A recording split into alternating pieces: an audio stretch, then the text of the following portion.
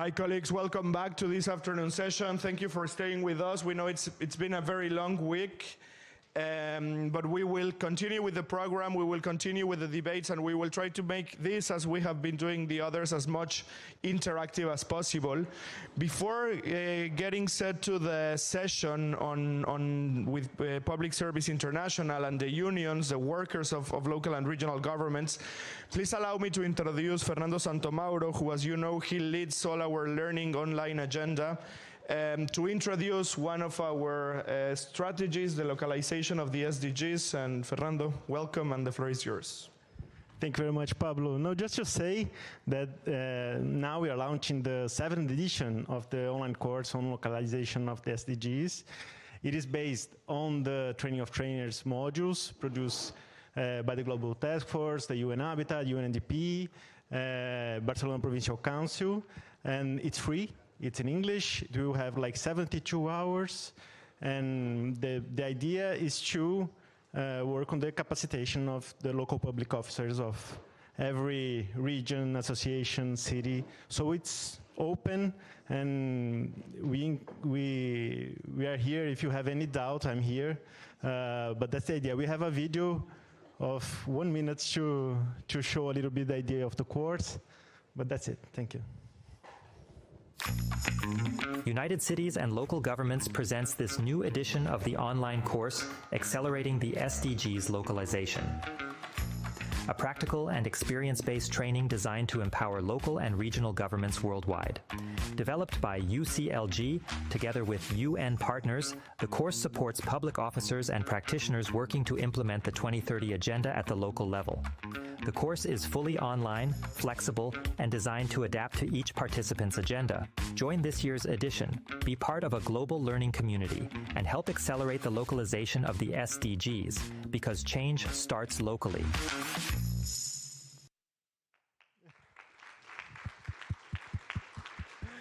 No, just would like to thank Javier and his team for the production of the video, and just to say that I'm here for anything. Thank you very much.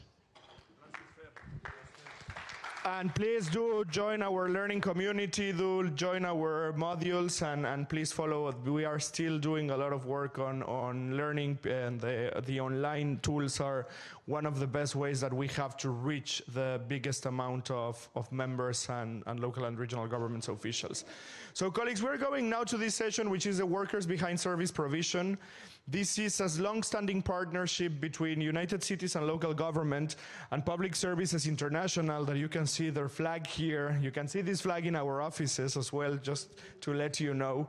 This is a big partnership that started working because we had a common cause in our urban advocacy places that has matured enough to build a partnership that it's now consolidated through a social dialogue that we kicked off 2 months ago, more or less, that many of the people in this room are public servants from many local and regional governments.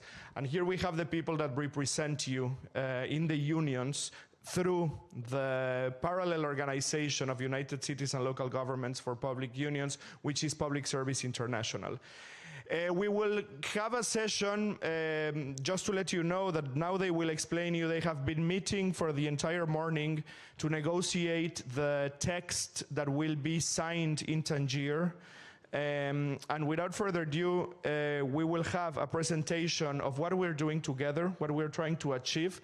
And later we will have the people who represent PSI reacting to the different agendas of our policy councils, followed by an open floor. This is a step forward of what we understand as municipal movement, because we wanted to answer the question, which is, a municipal movement will never be democratic enough if we don't make sure that we have in our governing bodies the people that work for our leaders being represented as well. So we are democratizing UCLG. We are amplifying the way we represent our constituency. It is a step forward. This is the public session, but we have been meeting with our technical group that we want to recognize that the representatives of our membership are also here in the room, and that we will be consolidating the mechanism where our political leadership will be meeting the unions starting in Tangier, but every statutory meeting that we have. I'm introducing now Daria Siverario. You know her well. She is from Public Service International, and she will be facilitating the first part of the session. So Daria, welcome again, and thank you very much for bringing this into a reality and for facilitating the representation of PSI. Thank you so much, Pablo. Thanks to UCLG, thanks to General Secretary of UCLG and all the team, but also to the members of the technical group who've been working hard with us this morning in a very constructive and revealing, I would say, session where we found a lot more in common than perhaps some of us thought. First of all, I want to bring the greetings and a note of thanks also by our General Secretary, Daniel Bertosa, who's looking forward to being with all of you in Tangier at Congress, at your Congress.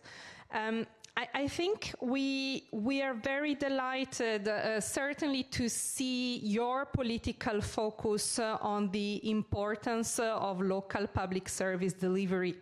This is a key mandate for our organization that, as some of you know, represents over 30 million workers in local public services in general, in 154 countries. And these are the men and the women who deliver the services that local governments are often responsible for. So it's been a real delight to hear. We were here yesterday, so we were particularly, I would say, all impressed with a lot of important statements by your leaders. And first of all, I think on behalf of our delegation, which is here representing all the PSI regions from all over the world, for each of our regions is represented here, and you will hear our leaders speak later. But we're particularly delighted to have heard Emilia say that the mission to deliver local public services requires dialogue with those who deliver them.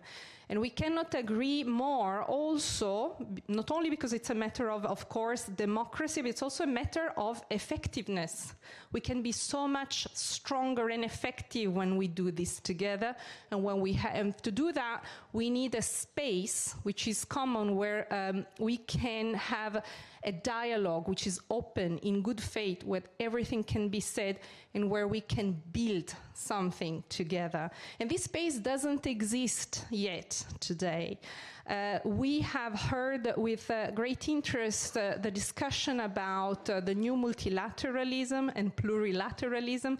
If there is one gap that we are certain about in the multilateral system, is precisely the lack of a space of social dialogue in the local government sector. So this agreement that colleagues will introduce, Sandra and Ravi, is precisely aimed at filling this gap in a constructive and collaborative way. With no further ado, I will introduce then Ravi Ranjan, who's Deputy Director Director General at the All India Institute of Local Self-Government. Thank you, Ravi, for having been a key contributor to today's discussion. We appreciate that very much. And then we will also hear from my colleague, Sandra van Niekerk, who is a policy officer at head office with me on local government utilities, but she's also the PSI lead on climate change. And Sandra, you're based in Cape Town, South Africa.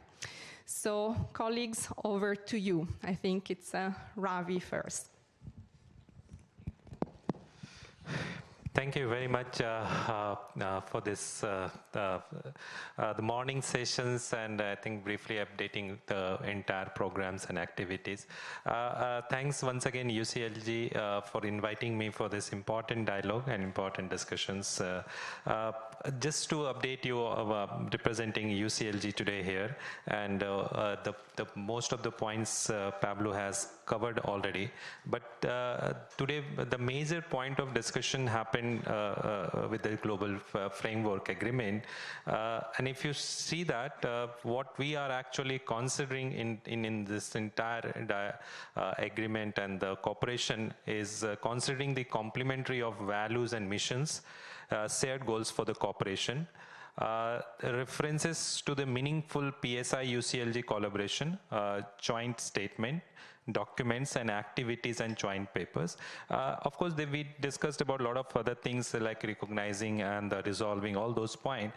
But of course, with the time constraint, we also came in particular part of the corporations. So there are major is the one is cooperation is a continuous and a structured dialogue. Intent of establishing the continuous and a structured dialogue, regular exchange, and the creation of joint advocacy and the training opportunities for UCLG and PSI, in particular this part. Also, we have cooperation in terms of social dialogue facilitation, joint peer learning, social dialogue facilitation, and the capacity building of members, joint and research including of labor issues. The third important point that we have included and we part of this discussion was on priorities areas of common interest with OECD, ILO, and the relevant UN agencies. I think this is at the moment I want to make it here, and we would be very happy to discuss and comment further. Thank you very much. Over to you.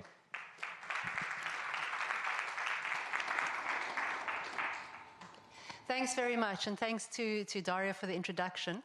I wanted to start off by saying that PSI wants to thank UCLG very much for giving us this space and for allowing us, for hosting a session which focuses particularly on local public service workers.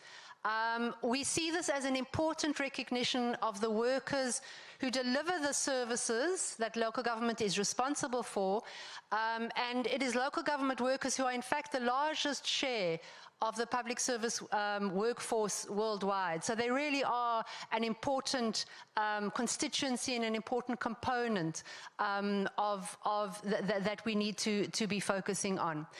This is the first time that a session at the retreat has been focused on local public service workers. So it's really an important occasion, and I think it highlights the importance of the global framework agreement that we are now negotiating together to reach agreement on. I think what I want to focus on particularly is the benefits to both organizations of reaching such a global framework agreement. As Daria mentioned, it is in fact the missing piece in the global multilateral sort of framework is a focus on industrial relations.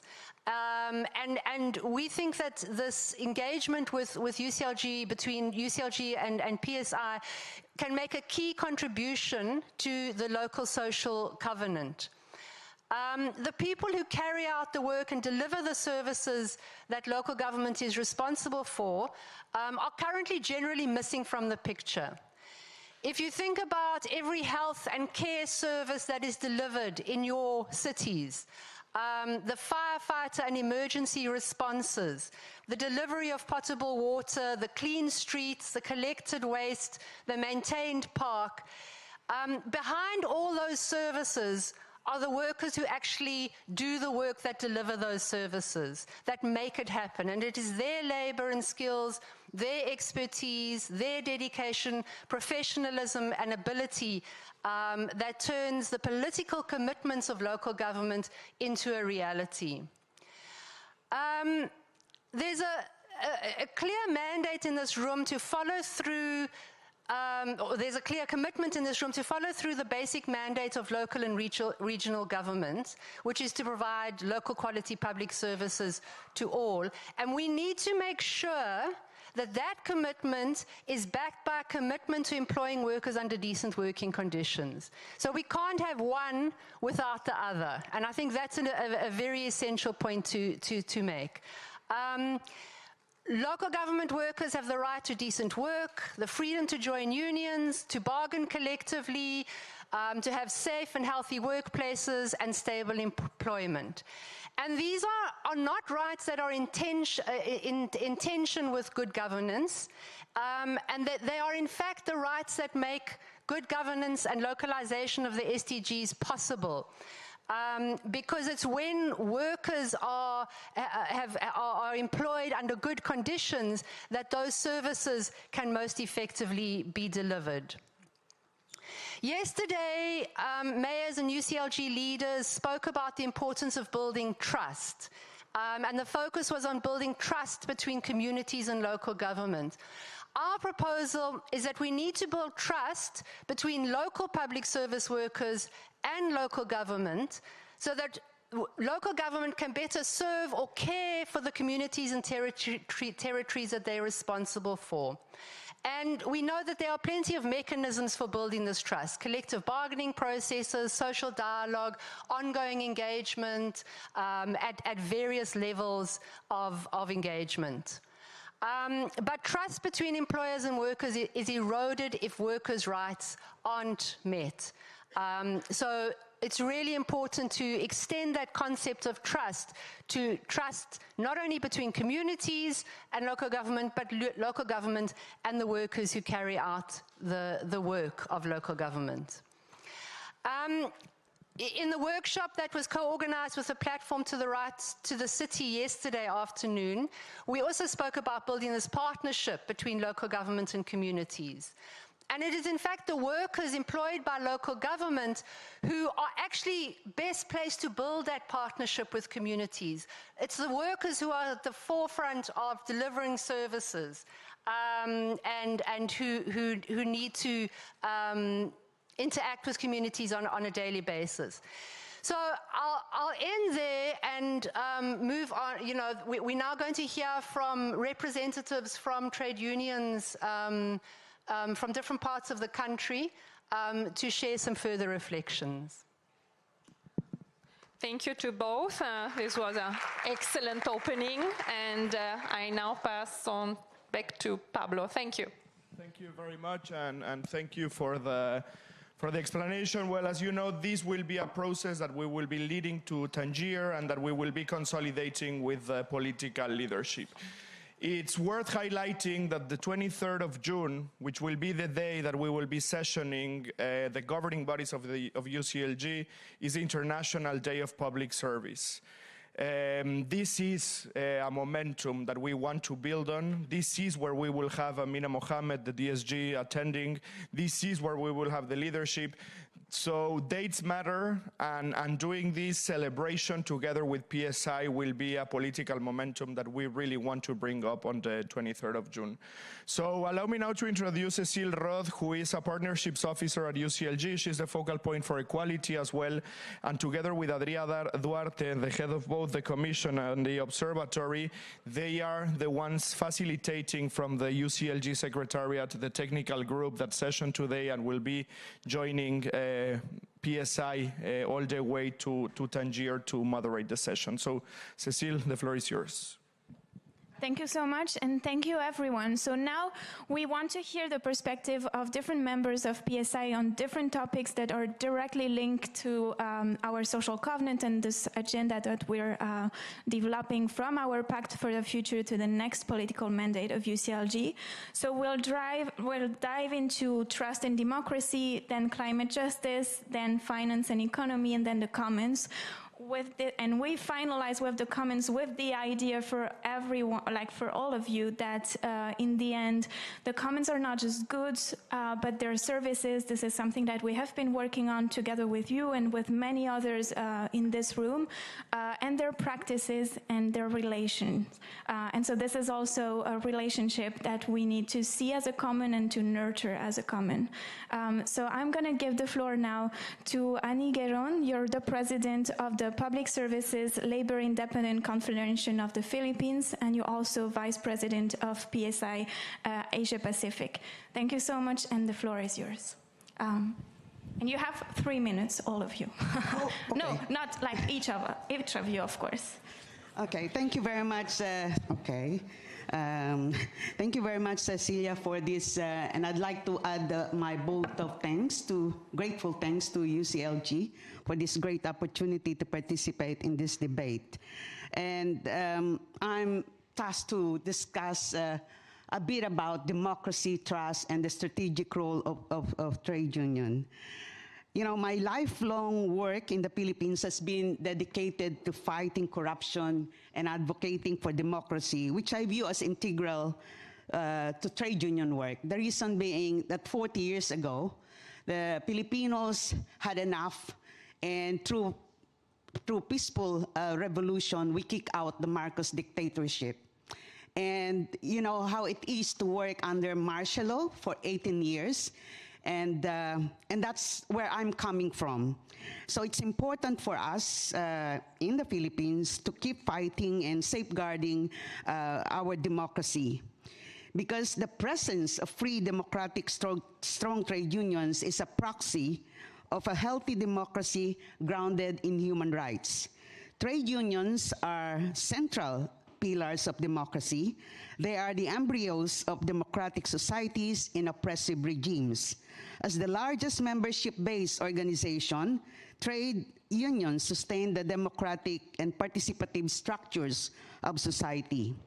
Any democratic country has historical struggle led by trade unions at its heart to achieving democratic rights and social justice. Workers are also citizens and voters.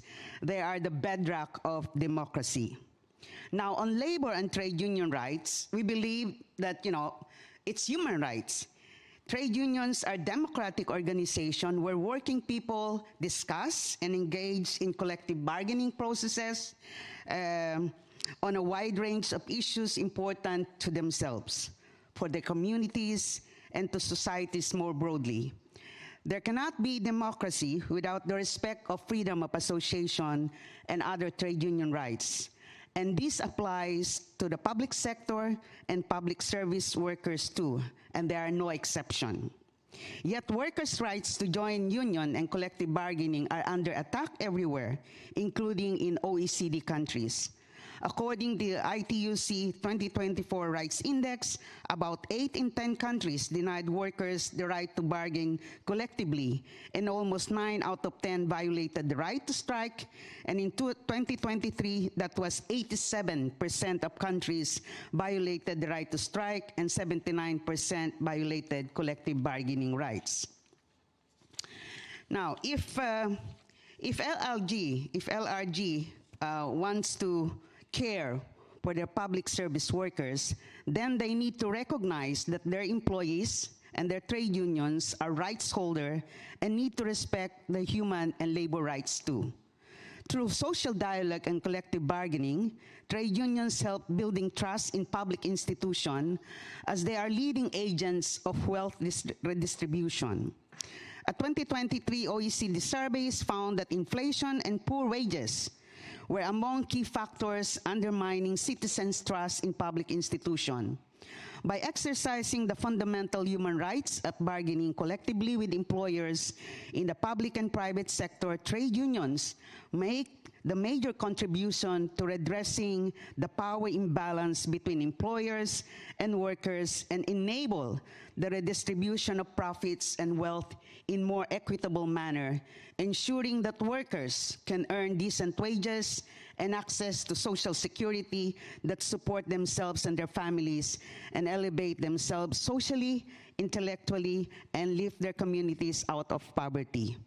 So LRG, I'm finishing up, LRG needs strong unions and workers' rights, including their own workplaces, as these are to fighting poverty and critical to sustainable development and the localization of the UN SDGs.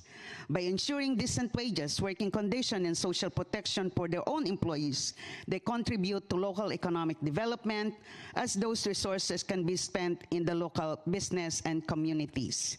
Just finally, Trade unions have always fought for democracy. Democracy does not come on a silver platter. Nobody grants democracy out of sympathy, and it is about power, and it's about justice.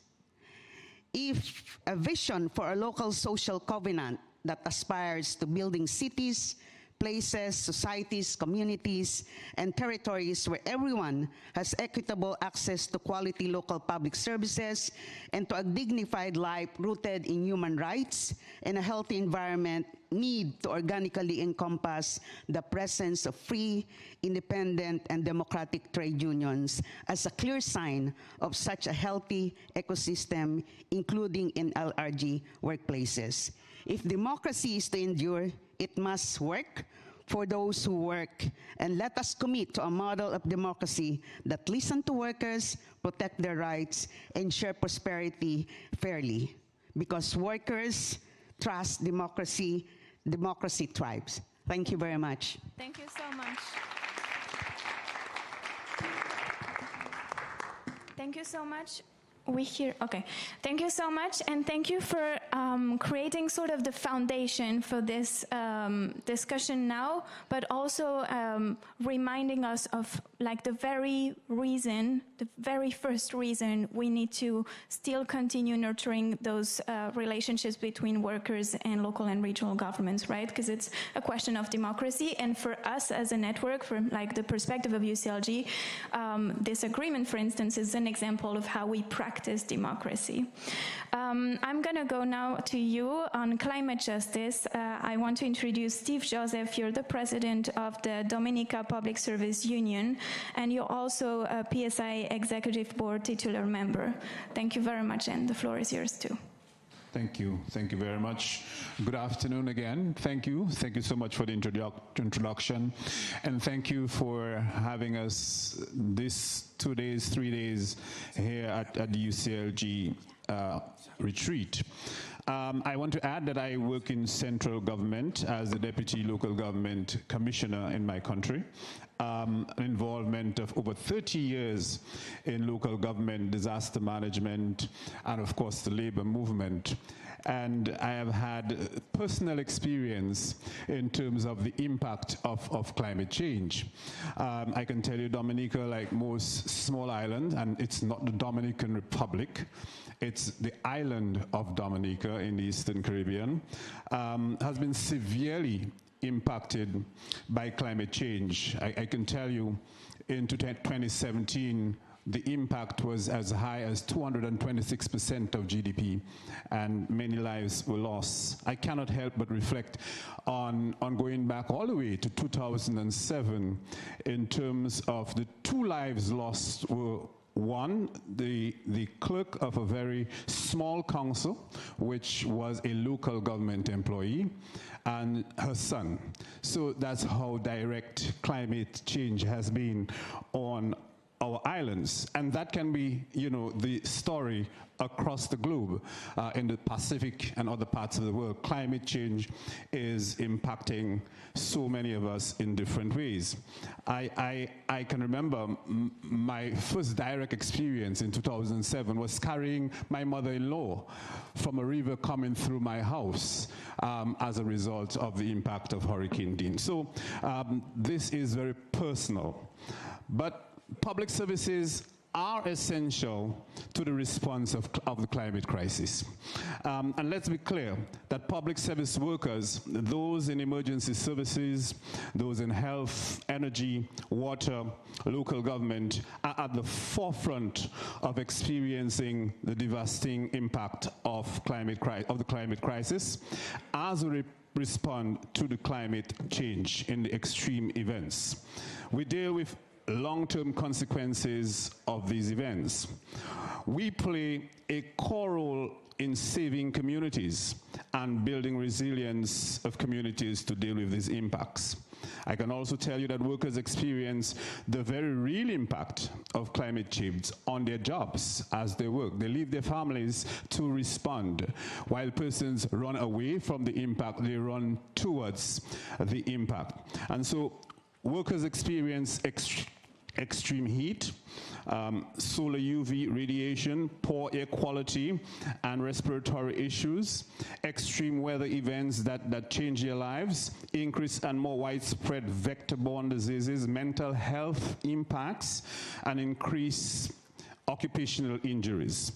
But trade unions play a vital role in monitoring the workplace situation in terms of health and safety conditions, ensuring adequate risk assessments are carried out, and negotiating with management through workplace health and safety committees or collective bargaining processes to improve workers' condition.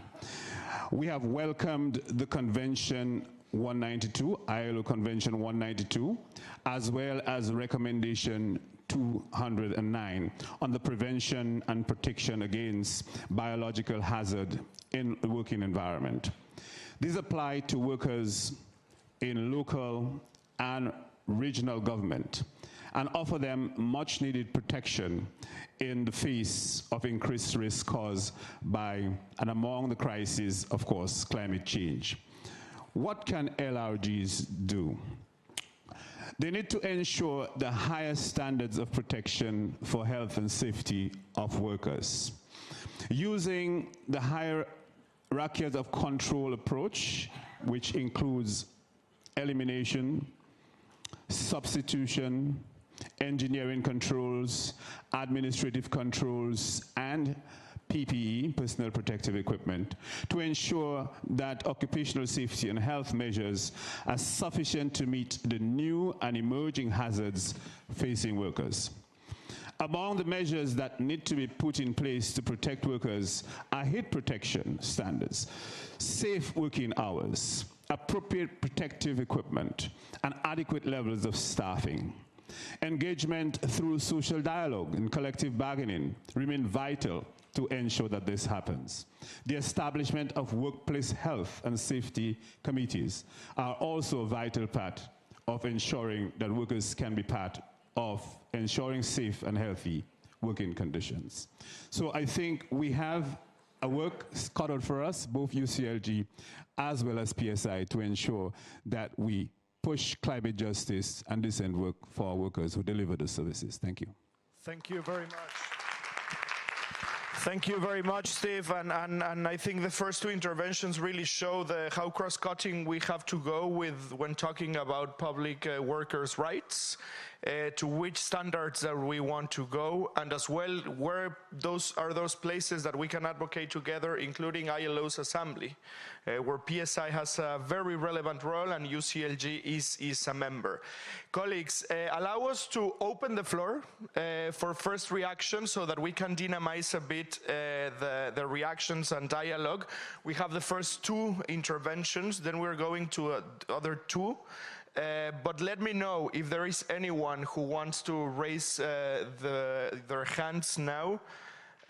Otherwise, I'm going directly to Lauren Vanham from Stop Ecocide and Youth Caucus. Lauren, reactions, please, and then I'm going to Saint-Denis. The floor is yours, Lauren. You can use the microphone, yeah, the green one. Thank you. I want to start off by saying thank you very much to Steve in particular for raising the implications of climate change on service provision. And I think in this capacity, it's important to mention the gender aspect of the burden of adaptation. I think this is relevant across the board in terms of adaptation, but particularly when it comes to service provision.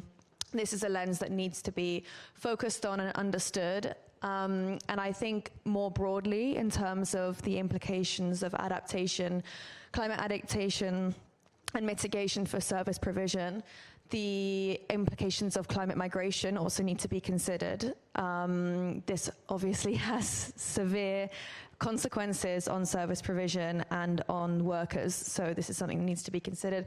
And from my personal perspective, speaking as someone who comes from the UK, I've seen in my lifetime the difference that it makes to both people and to wider communities, but the individuals specifically working in service provision, when there isn't adequate funding, when there isn't adequate support, and when there isn't adequate focus on the well-being of the people that prop up the system.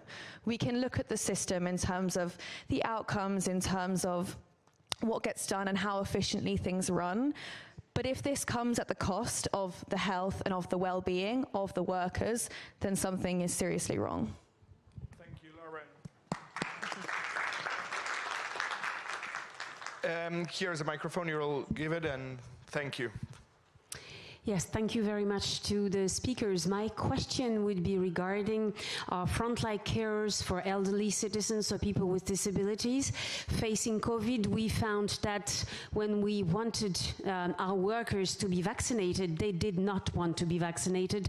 We had a trust that was not sufficient towards our health care system, so that we were sending people to help others who themselves were not protected and were not easy to protect, because what we were proposing, which was the vaccines, raised considerable mistrust.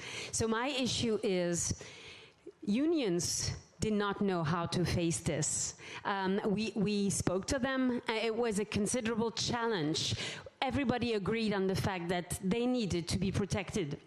The problem is where to start when the trust, facing, of course, this event, which was considerable and raising all sorts of doubts and questions. Where do you start, and how do you empower unions when they are facing challenges that they don't know how to face? Not that we had the solutions, but I would be very interested in hearing the responses of our speakers. Thank you very much. Thank you very much. This comes from Saint-Denis, the Observatory on Violence Against Women that we have partnered with the Observatory. Brief reactions to this, and then we'll go back to the speakers, and I'll go to one last, and then I'll ask you to react briefly. So please, Patricia. And she will speak in Spanish, so if you need the translation. Sí, principalmente, bueno, quería comentar el trabajo de los trabajadores y trabajadoras de los servicios públicos de los estados, también la importancia de tener en cuenta siempre a las personas con discapacidad que necesitan tener un cupo, porque es mucho más complicado conseguir un trabajo en lo privado. Entonces siempre creo que es muy importante tener la mirada de contención de ese sector de la población que necesita también trabajo, y los estados, por ejemplo en mi país hay un cupo que tal vez se cumpla o no se cumpla, pero por lo menos va marcando un norte para poder contener a las personas. Gracias, muchas gracias. Vamos a dar primero brevemente a Daria la palabra, dado que hubo una interpelación directa de preguntas, to try to answer to the question, not without saying that this is part of the social dialogue that we are trying to entail. This is a type of answers we need to give to each other, that you have the representatives from our constituency, Katarina from Nantes, Nosibele from Salga, Rabri from the All Indian Institute of Local Self-Governance, and Lautaro for Mercociudades. But we can open this and we can have our own discussions on the dialogue that we have together with the union. So Daria, briefly on this COVID and vaccine question. Yes, thanks for the comment on the vaccines. I think we should not generalize. We acknowledge your experience. I don't know exactly which city and with which union, but we've actually, our global experience is actually the opposite one. For example, workers of the SINCEP, which is the Municipal Workers Union of the city of Sao Paulo, had to go on strike to have access to vaccines, okay? Because, for example, vaccines were given to the health workers in the hospital, but the care workers, the elderly care workers, and the waste management workers didn't have access.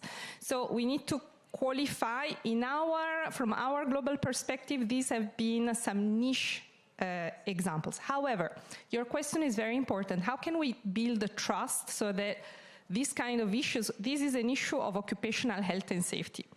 Doesn't repeat anymore? Well, by building structures where you have an ongoing social dialogue that builds trust. There's one paper we've co-written during COVID. It was with LSE cities, and there's like emergency cities systems, and it was paper number 5.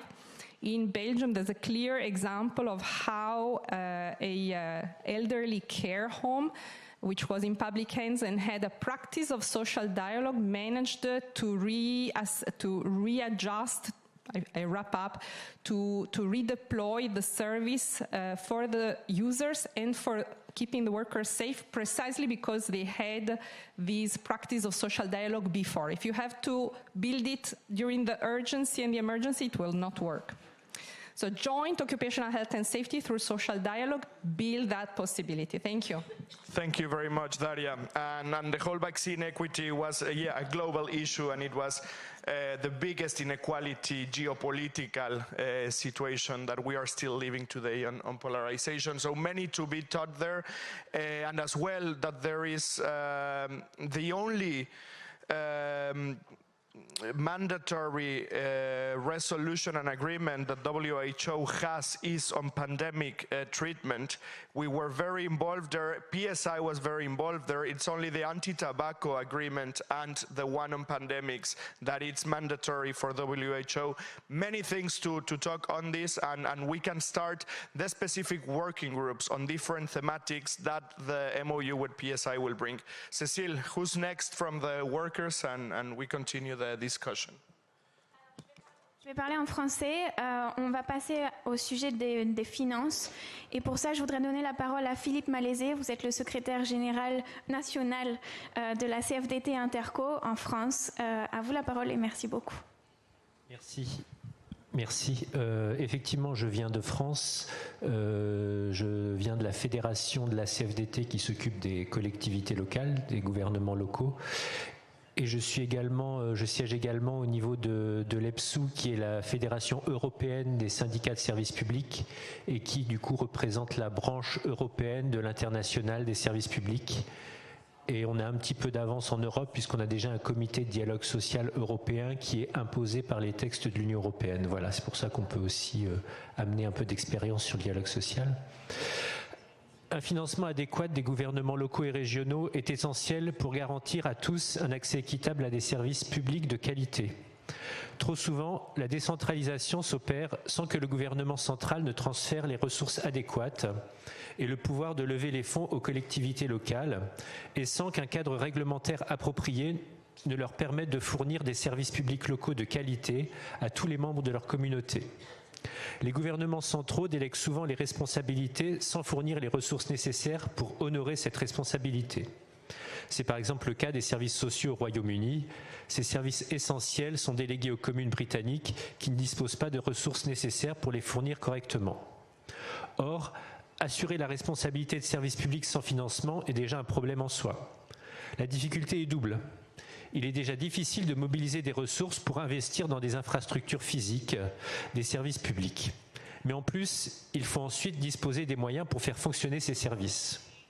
Et pour cela, les collectivités doivent investir dans des effectifs suffisants, sûrs et efficaces, avec des travailleurs bénéficiant de conditions de travail décentes, avec la possibilité de s'exprimer et participer à la gouvernance sur leur lieu de travail par l'intermédiaire de leurs syndicats, participer à la négociation collective, à la santé et à la sécurité au travail, ainsi qu'à une formation et à des outils de travail adéquats.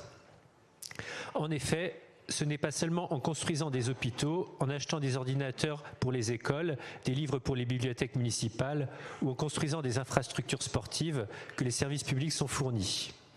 Les services publics ne se fournissent pas tout seuls ou par le biais de l'intelligence artificielle, n'en déplaise à Elon Musk et quelques gourous de la tech. Ce sont les travailleurs, votre personnel, vos employés qui fournissent les services publics aux citoyens, aux électeurs et aux travailleurs des territoires que vous supervisez. Outre les infrastructures physiques, vous avez besoin d'infrastructures sociales et humaines. Si celles-ci sont négligées ou sous-estimées, vous ne serez pas en mesure de fournir les services à vos territoires et à vos communautés. Mais alors, que pouvons-nous faire ensemble, collectivités locales et régionales et syndicats de travailleurs? et comment garantir un financement et un personnel adéquat pour les services publics locaux. Pour cela, je me propose de vous soumettre 6 propositions. La première, exiger des ressources adéquates des gouvernements centraux, ainsi qu'une plus grande autonomie fiscale pour gérer les services publics. Cela implique également une autonomie de négociation collective pour les collectivités locales, afin de négocier les salaires et les conditions de travail plus attractifs que le minimum légal, avec des syndicats locaux représentant leurs employés. Un service est mieux rendu par des personnes heureuses. Deuxième point, il faut également tirer parti du pouvoir des marchés publics. Les gouvernements achètent de grandes quantités de biens et de services pour les aider à mettre en œuvre leurs politiques et à fournir des services publics. En 2021, la dépense publique consacrée aux marchés publics dans les pays de l'OCDE représentait 12,9% du PIB. La plus grande partie, 61% de ce montant, reste au niveau infranational. Ces marchés publics sont au cœur des investissements dans les infrastructures publiques et devraient atteindre 71 milliards de dollars américains d'ici 2030. Les collectivités locales et régionales peuvent garder l'argent localement, exploiter le développement économique local, créer des circuits courts, le garder en interne pour assurer directement les prestations et à l'adapter aux conditions sociales et environnementales au lieu de le confier à des grandes multinationales qui pratiquent le transfert de bénéfices et l'érosion de la base d'imposition. Pour cela, les gouvernements locaux doivent privilégier ces facteurs lors d'appels d'offres au lieu de s'y lier avec des grandes multinationales, que ce soit dans le domaine de l'alimentation, de la gestion de l'eau, des transports, mais aussi de la culture, de la petite enfance ou de la prise en charge des personnes âgées. Troisième proposition. Internaliser et remunicipaliser les services afin de réduire les coûts liés aux intermédiaires et aux tiers, renforcer les capacités, créer des emplois locaux de qualité pour les travailleurs qui se soucient de leur communauté parce qu'ils en font partie. Partenariats public-public et consortiums intercommunaux sont des outils. Quatrième proposition. Le développement économique local doit s'accompagner également de meilleurs salaires et de conditions pour les travailleurs locaux. Veillez à négocier collectivement avec vos travailleurs, mettez plus d'argent dans leur poche et encouragez-les à dépenser local et de façon éthique. Cinquième proposition, exigez plus de justice fiscale pour les collectivités locales et les territoires, les communautés. Une part équitable de l'impôt doit être reversée non seulement au pays, mais aussi aux territoires où les bénéfices sont générés, car ce sont les ressources locales qui ont été utilisées par la communauté locale pour générer ces bénéfices. Les collectivités locales et régionales, les syndicats et les membres de la communauté doivent participer aux négociations des accords d'établissement des entreprises qui s'installent dans leur région et garantir des retours équitables, conformément aux lignes directrices tripartites de l'OIT sur les entreprises multinationales. Sixième et dernier point, s'appuyer sur des banques publiques locales. Une estimation de 2020 dénombrait 910 banques publiques dans le monde, avec des actifs combinés de 48 710 milliards de dollars américains. Il s'agit là d'une quantité incroyable de ressources publiques qu'on pourrait utiliser à bon escient pour atteindre les objectifs communs, notamment le renforcement des services publics locaux, la décarbonisation, les politiques actives en matière d'emploi et de développement socio-économique inclusif. Dans un contexte où les autorités locales cherchent des solutions à moyen et à long terme pour financer les services publics locaux de qualité,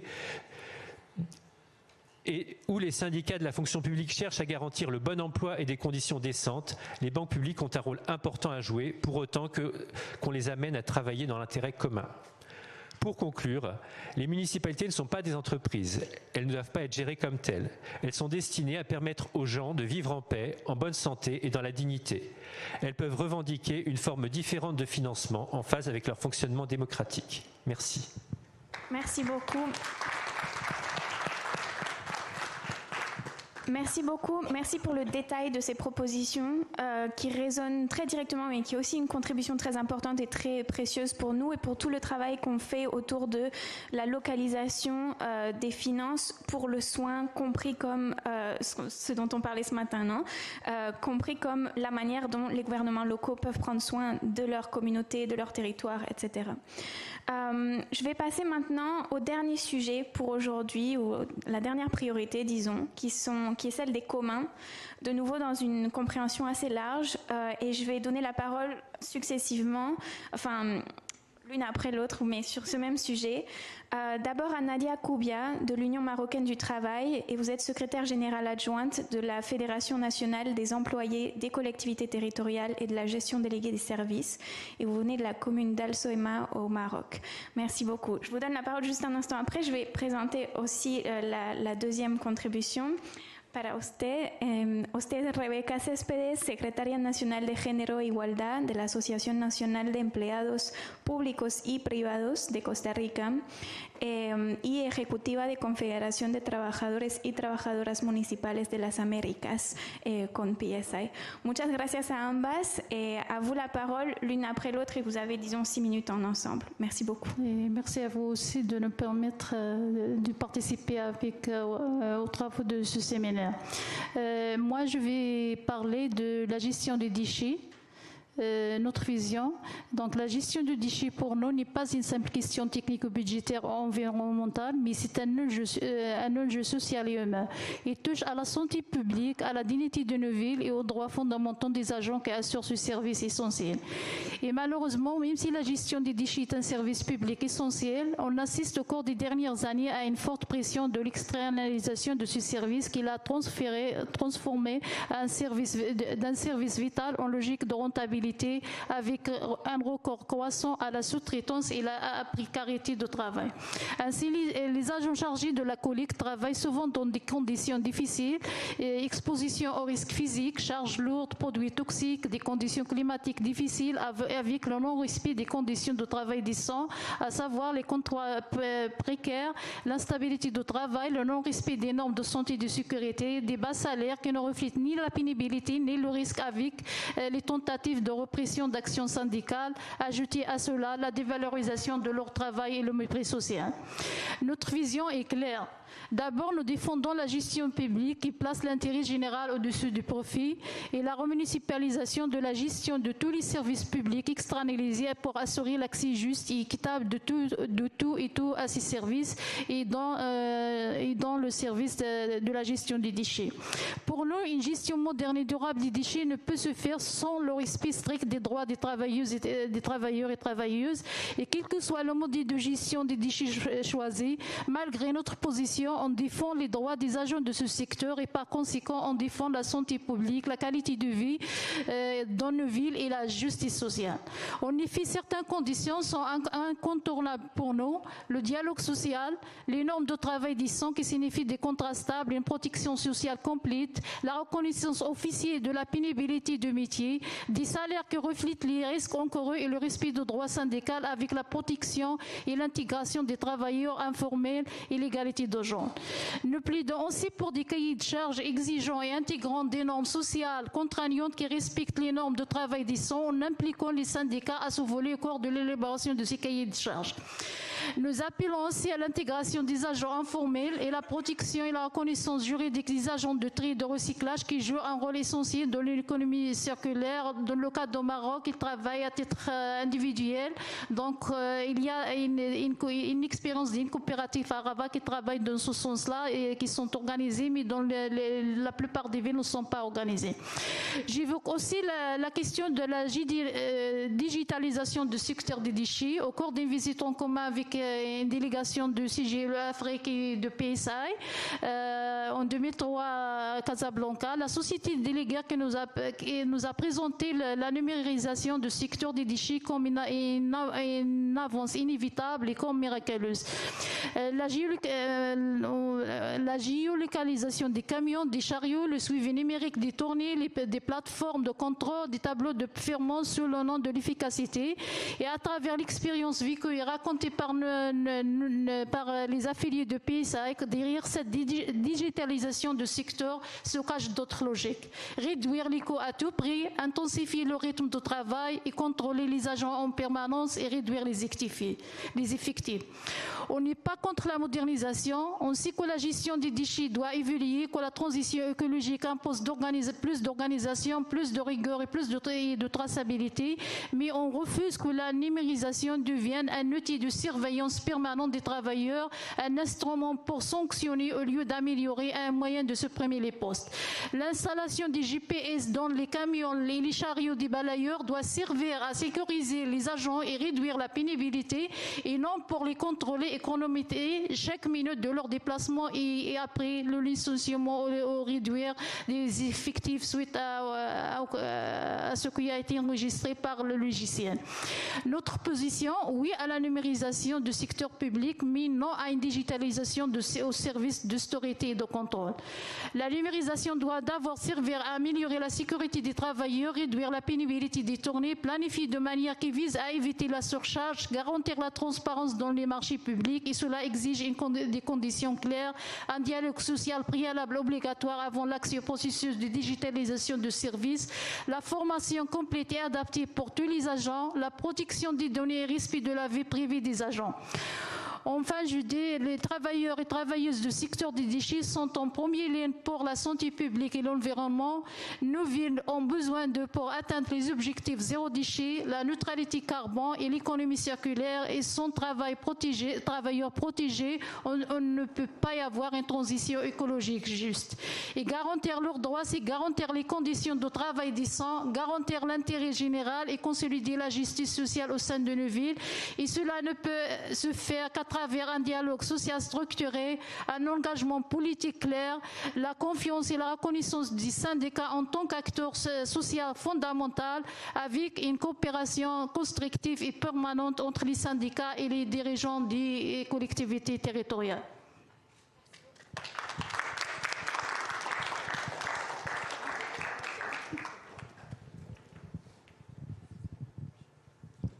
Bueno, buenas tardes. Dicen que el que queda último tiene que hablar más rápido. Voy a hacerles el caso más práctico, dándole seguimiento a lo que la compañera Nadia habla de remunicipalización. Es un tema que venimos hace años trabajándolo en ISP y hasta tenemos una guía metodológica cómo hacerla. Voy a hablarles que en Costa Rica, en un municipio de la capital, se empezó a gestar la privatización de la recolección de residuos sólidos.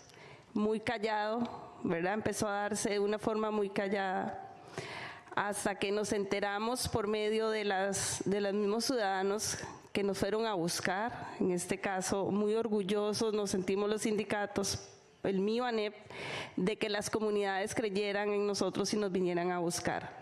Descubrimos que ya había un intento de 15 municipios de privatizarse y utilizar los recursos municipales para hacer su negocio.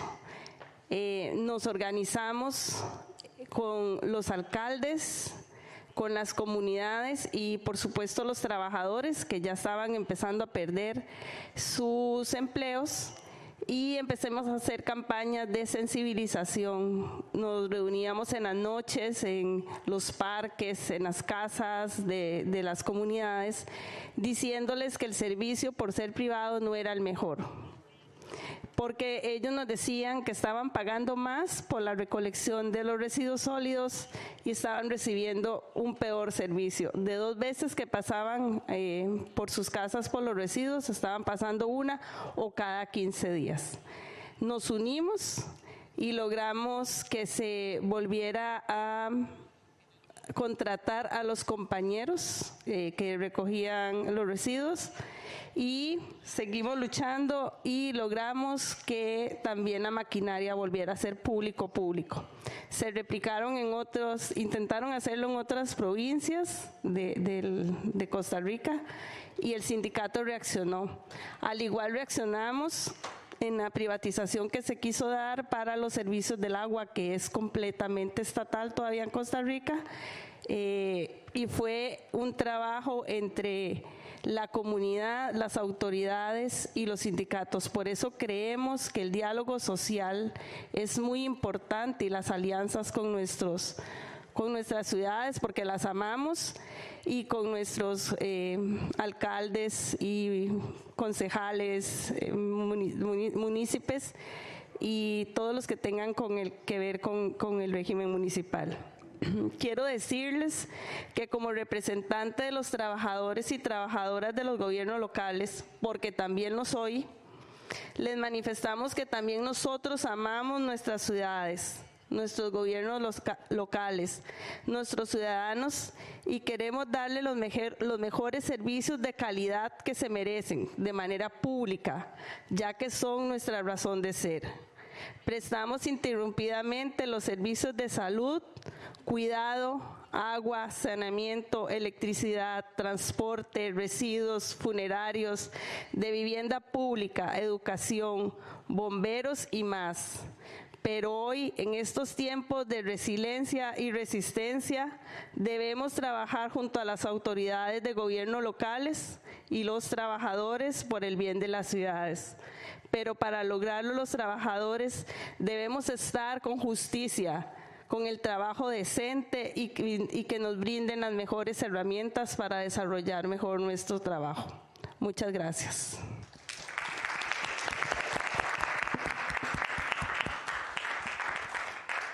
Muchas gracias a todos por esa conversación, por estar aquí con nosotras. Creo que algo que nos podemos llevar de esto que trajeron a la mesa es también las tensiones o las contradicciones que hay entre la responsabilidad de los trabajadores en esos servicios públicos y lo que se les pide y lo que tienen como recursos entre como el cuidado o la justicia climática y el tema de los recursos como la confianza cuando hay esos contextos tan difíciles, ¿no? Y esas tensiones o contradicciones son también lo que al final nos guía sobre las transformaciones de la acción pública que queremos impulsar, ¿no? Entonces, muchas gracias por todo esto y devuelvo a Pablo. Cecile.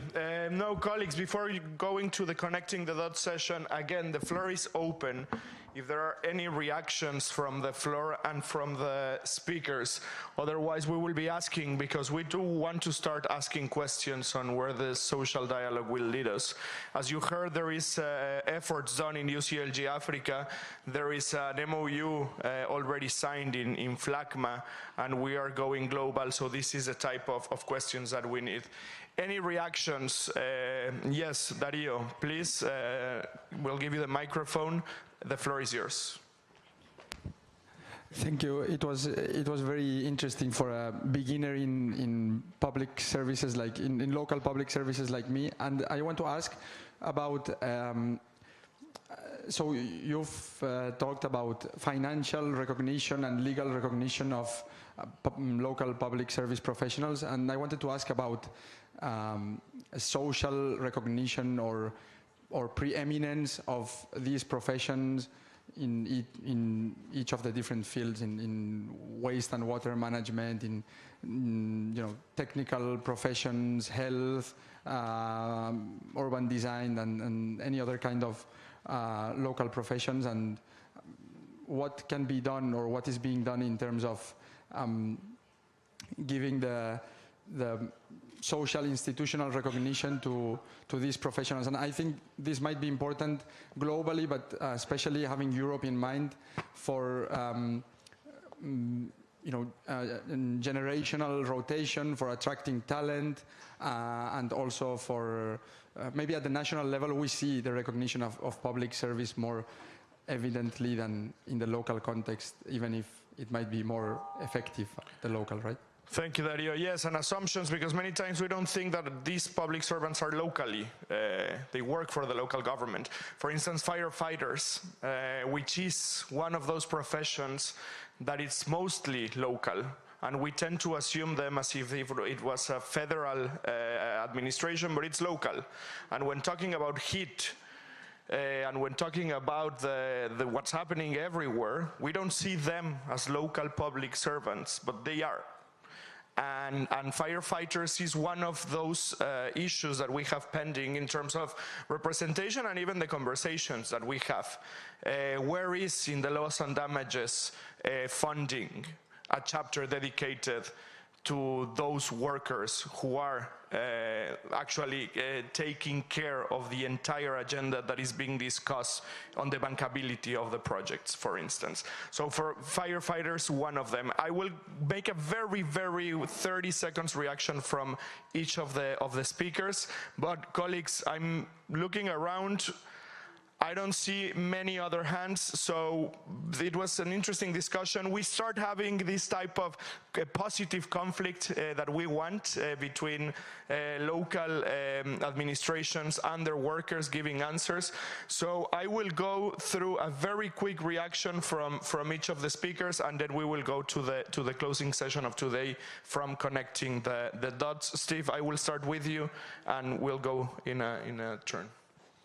Yes, thank you, Pablo. And I just think we need to emphasize that we started a very important discourse between USCLG and PSI. And some of the answers are with the workers. I think we must agree that they're critical partner in the process, and that on the issue of climate change, climate justice, we must ensure that their ideas and their needs and their concerns are integrated into the process. I look forward to the continued process in building this global agreement. Thank you. Okay, just quickly on the recognition of workers. In the Philippines, we have a problem of labor migration. It's not only labor that we cannot retain because there's lack of decent work, career progression, and pay that could support the family. But we also have a problem of internal labor migration from rural to urban, because the pay is better in urban areas. So what we are now doing is, because we go through legislation, we try to upgrade the wages and working condition of different professionals, and also assist the local government on their labor and employment plan, so that they can really provide a better option and retain the necessary competent employees to run the services. And then, well, that's part of all those intervention, careers, salaries, decent working condition, in order to retain them locally. Yeah. Thank you. Oui, sur la reconnaissance du travail, justement, je vais juste prendre un exemple très précis. On a travaillé en partenariat avec la Tunisie, justement, sur les travailleurs des déchets, qui étaient des travailleurs informels sur place et qui étaient vraiment méprisés par le reste de la population. Les gens jetaient leurs papiers par terre et ils se chargeaient de les ramasser. Et on a lancé toute une campagne de communication avec la ville de Tunis pour dire justement, la propreté, c'est l'affaire de tous. Eux sont là pour nettoyer, mais vous, évitez de jeter vos papiers. Et puis aussi de structurer un peu le métier et de montrer que c'était des vrais travailleurs. Et avec un grand événement public et tout ça, et progressivement, en quelques années, leur image a quand même changé au sein de la société. Et aujourd'hui, ils sont plus respectés, ils ont un statut moins informel aussi, ils ont droit aussi à un accès aux soins. Et donc, ça a permis effectivement de revaloriser un peu l'image qu'avaient ces travailleurs. Voilà. Et on pourrait aussi étendre les exemples sur, par exemple, nos collègues qui sont chargés du secteur funéraire, qui, dans certains pays, sont tous considérés comme un peu comme des parias de la société. Voilà. C'est comme ça qu'on peut travailler aussi, je pense. Merci.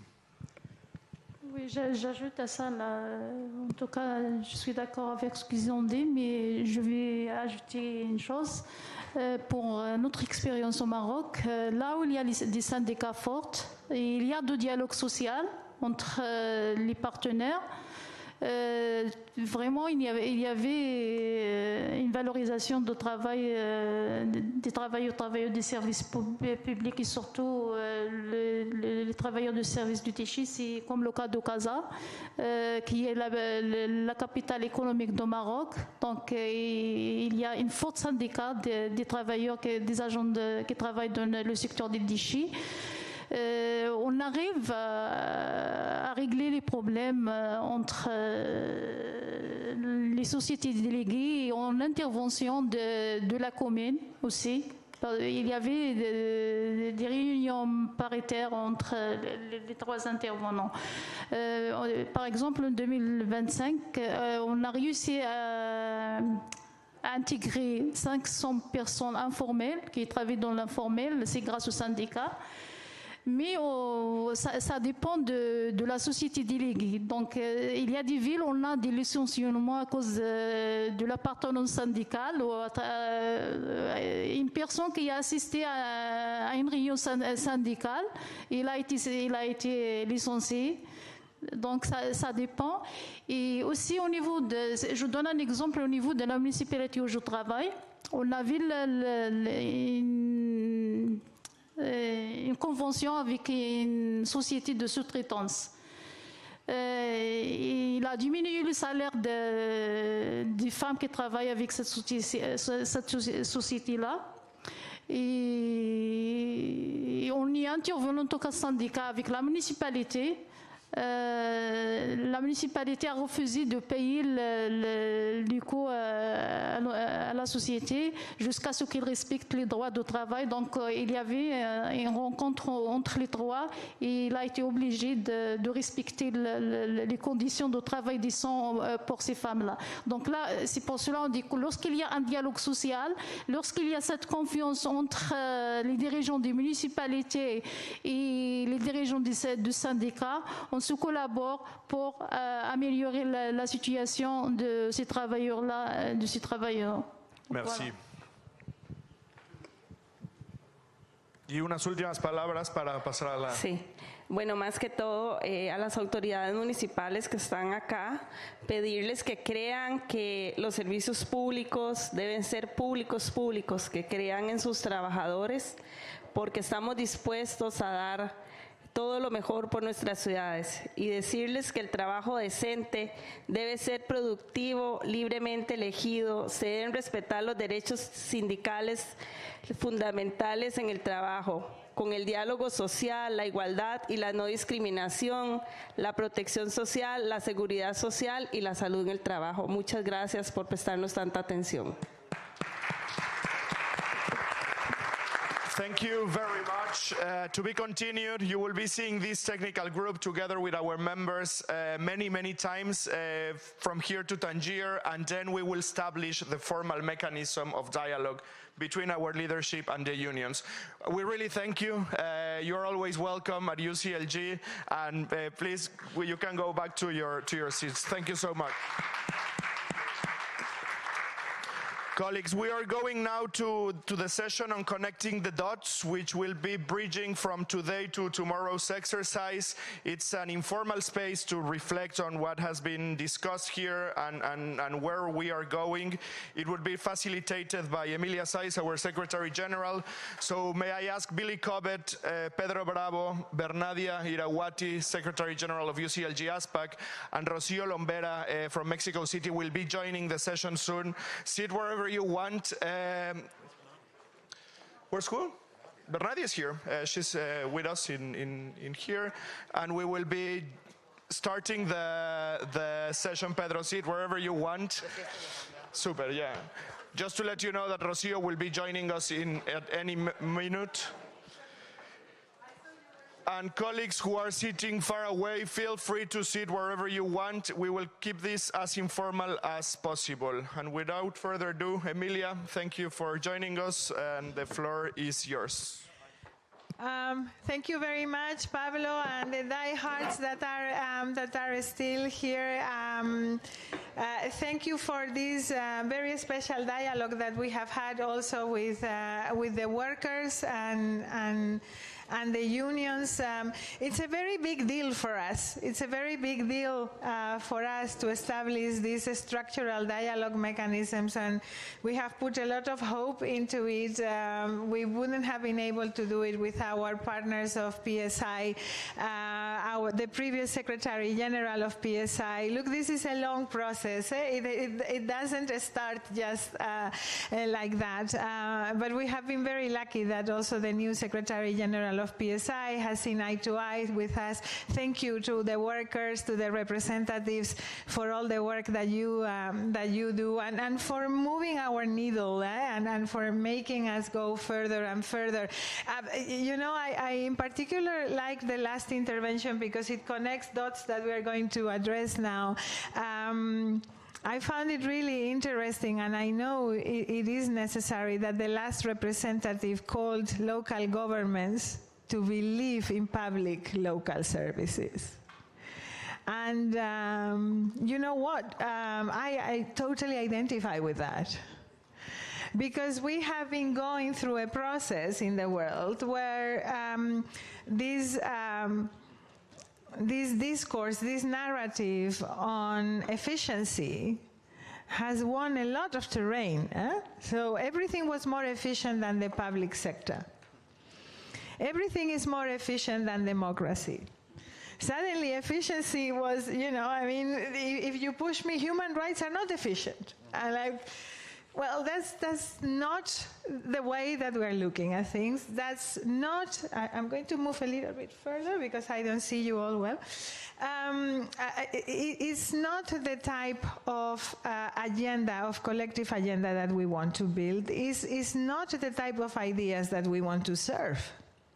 So then we need to ask ourselves some uncomfortable questions as to what do we need to serve? And why do we want an interlocution with the multilateral system? And what do we mean by a local multilateral system? What are our priorities?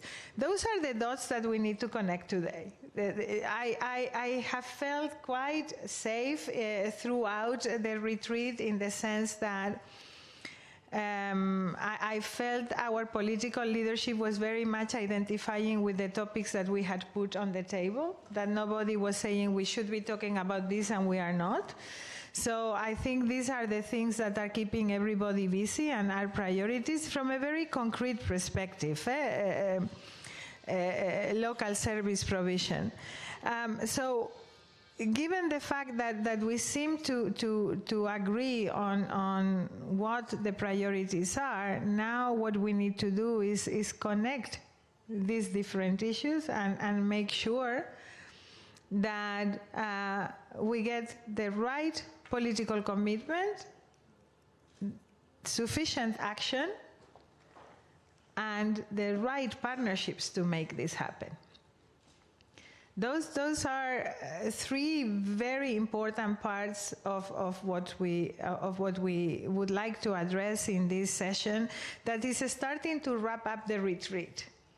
Tomorrow we are going to have a half day, which is a little bit more internal, it usually is, looking at our own capacity, our outreach, what instruments do we have. But today I am very grateful to Pedro and Billy that have been following the discussions throughout.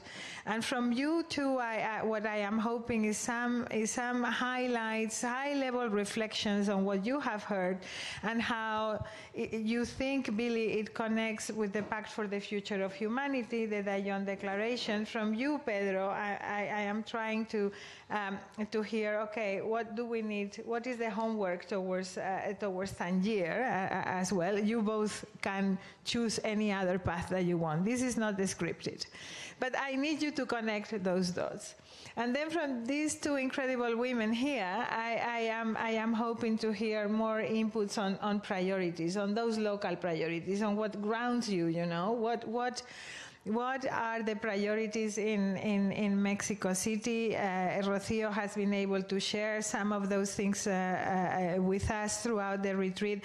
Bernardia has just arrived, and the reason why Bernardia just arrived is because there was a local government meeting of ASEAN, and it was impossible to leave, right?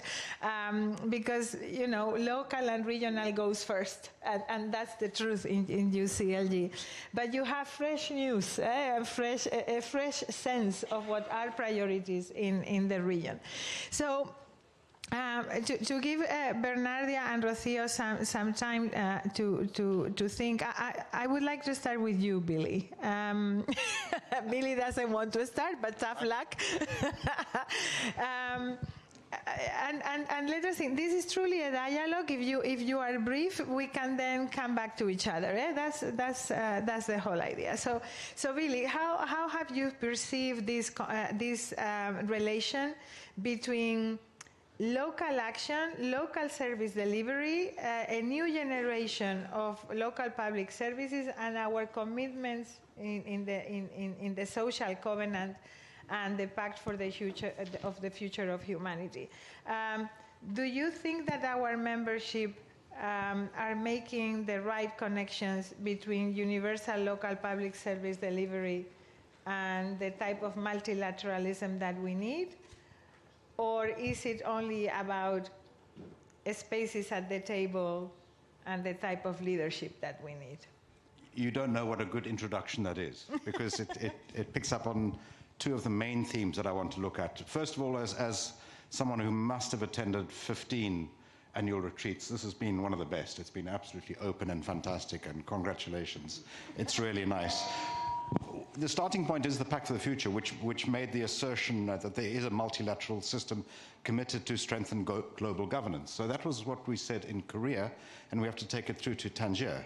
So I'm going to start by saying, as someone who sat in local government discussions for nearly 40 years, the overriding narrative that I get is a different one.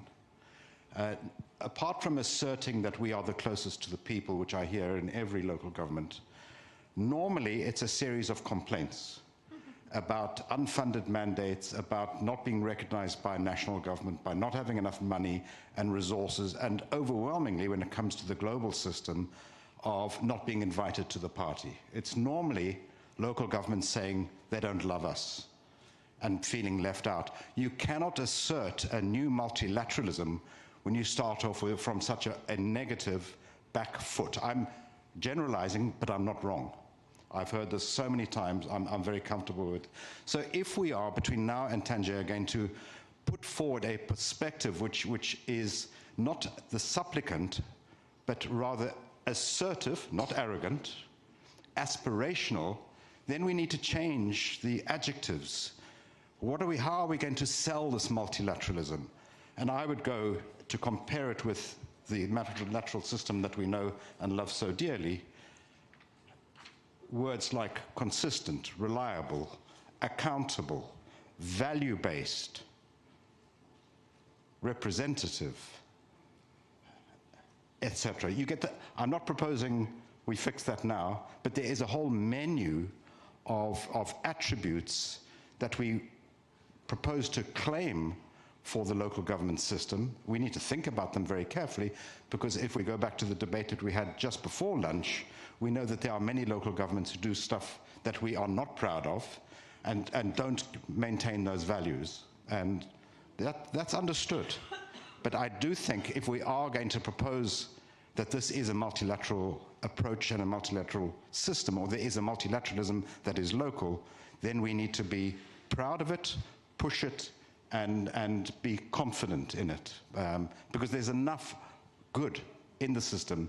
That's the first. My second, because it links directly, then goes to the essential services and the universal provision, because that was a major theme.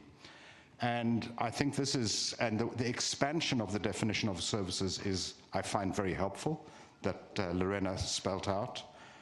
But the part of the debate that is, I'm afraid, almost always missing, and we have to grapple with as a local government system, is the question of who pays for this and how is it paid for. And I think this is a terrain that we should welcome and engage with some. It's a complicated one because it goes to price. How do you construct price for services? How do you actually price services, life cycle or short-term investment? Who recovers the cost and how? But unless we engage with what I would love to see, because if we are arguing for public services, universal, and the commons, then there comes with a price, a financial price, and you look irresponsible if you say, that's what we want, but we're not going to say how to engage and price for it. And so I think this is terrain we should move into. It needs a lot of work and a lot of planning. I mean, there's two things that we need to challenge. One is, as anyone who's worked in local government for many, many years, you know two things. Number one, it's extremely expensive to be poor. You pay more per unit of whatever if you are poor than rich in the same city. And secondly, in terms of the local flow of funds, the poor consistently subsidize the rich. Anyone who doesn't believe me, I'll show you the figures. Choose your city, I'll show you the figures. Every single time, that's how it works. So here's the narrative that I would love to see if we can respond to the challenge. The number one narrative, certainly in the United Kingdom where I live, United States, in so many Western democracies, is reduce the taxes, leave more money in people's hands. That is an incredibly regressive approach to public finance and the provision of public services.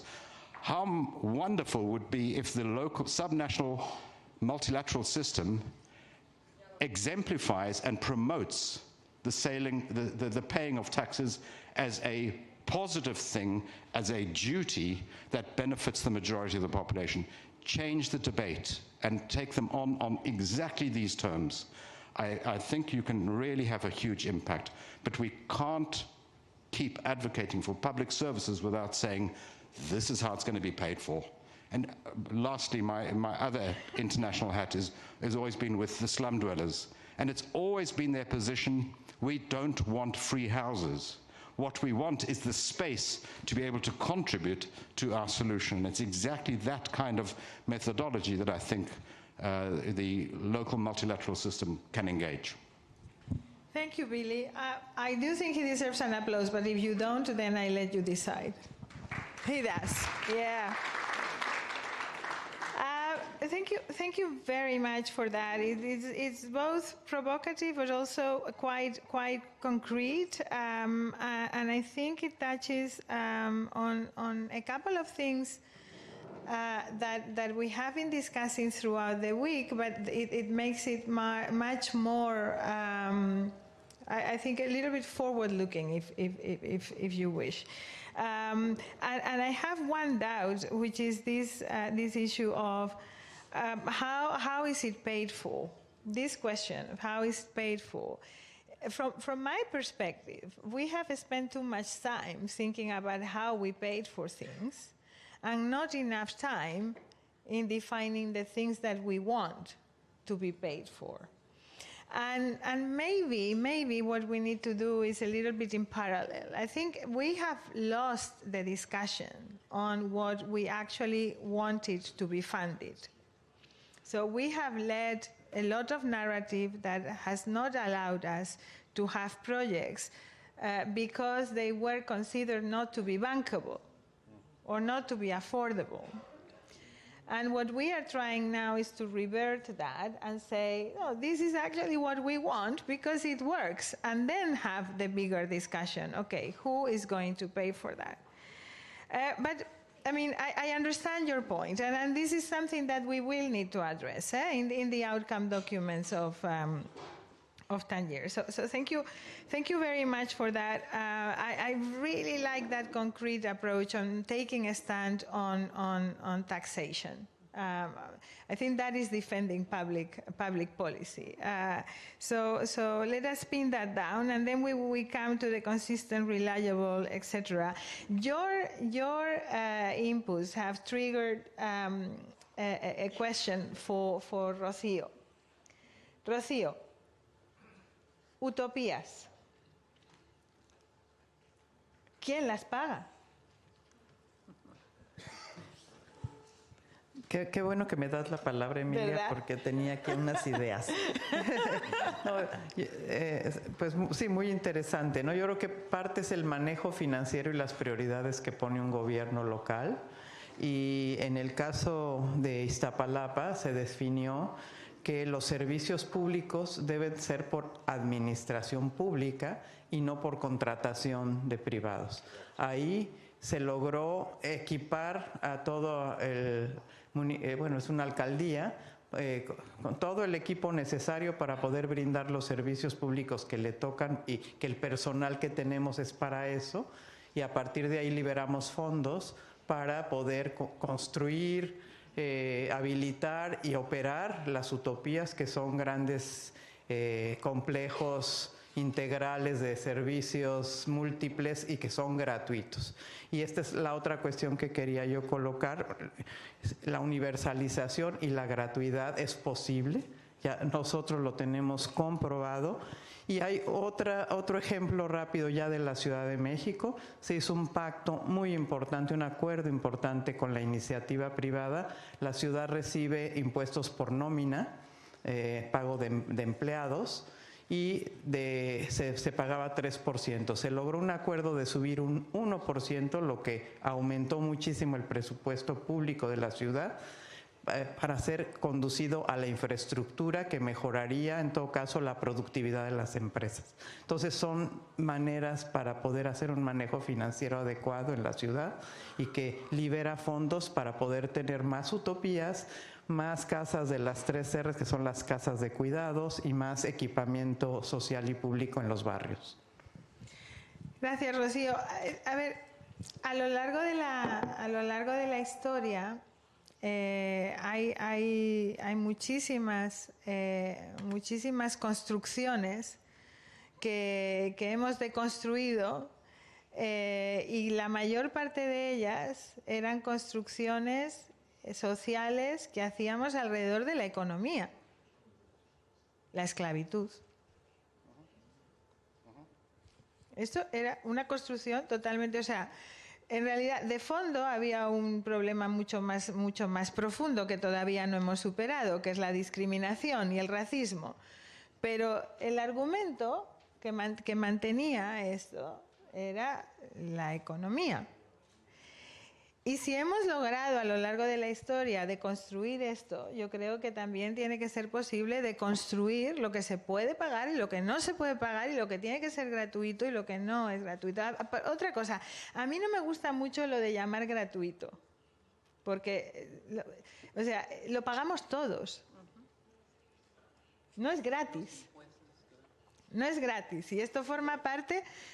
O sea, no es gratis porque lo pagamos todos, pero lo tenemos que pagar de otra manera. Y yo creo que la defensa de lo público quizás viene por aquí. Entonces, no todos somos Iztapalapa, no todos tenemos la potencia de Ciudad de México, pero creo que sí que todos tenemos la capacidad de cambiar la narrativa sobre lo que es la prioridad de inversión y el tipo de acuerdo que se necesita. Yo creo que esta defensa de lo público pasa por una construcción adecuada de nuestra argumentación, por la documentación de cosas como el countdown, cuáles son los números, y pasa también por crear un apoyo social, que yo no sé si somos capaces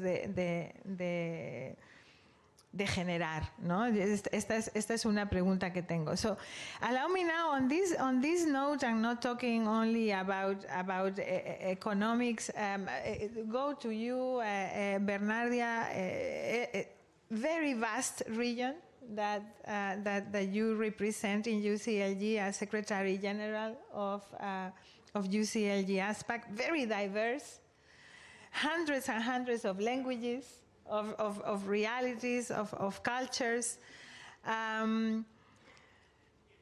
My first question is, obviously, what I want to hear from you is, what are the priorities that are emerging in your region? But I wanted to start with the question on, is there a lack of trust from communities in politics, politicians, and the institutions? And then take me through your priorities, because I think answering that question is very relevant for the rest of the conversation. Thank you very much. Very good afternoon, everyone. Very pleased to be able to join this retreat. I never miss the retreat. That's why, even though we have important meetings in Bangkok. Actually, we have Asia Pacific Forum on Sustainable Development that review 5 SDGs, including SDGs 11. And we organize local regional government assembly, in which statement was drafted, was also adopted, and then presented to the member states. But we have a little challenge here because when we see geographical distribution of UCLG ASPAC is only up to Pakistan, and then up to China, South Korea, and North Korea, but we don't include Mongolia. That's why we also included other section of UCLG, including MEWA, Eurasia, as well as, that's covered the whole Asia Pacific. We do the coordination on this. So when we talk about connecting the dots, I think we have to know what are those dots are. I think that's the first question that we need, because dots can be in terms of areas, dots can be in terms of issues, but dot can also refer to what we call it actors. Because we see that the way we run cities or regions tends to be more on sectoral approach.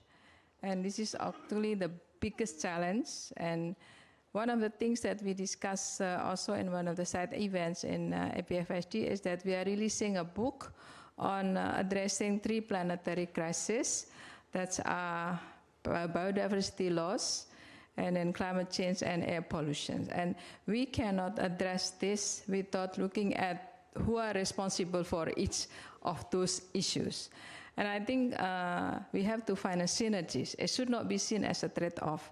So when you ask me about trust, I think it depends very much on the issue of transparency, because if the local governments manage well in transparency ways, then also create a kind of trust from the community. And I think with system digitalization, there's also built kind of a trust between both, because local governments also have a feedback mechanism that you can express through digital systems. So I think with technology, that also improves the way we communicate, the way also feedbacks are given. So this is, I think, the capital that we have to capture, and this is how we can improve the trust between governments and community.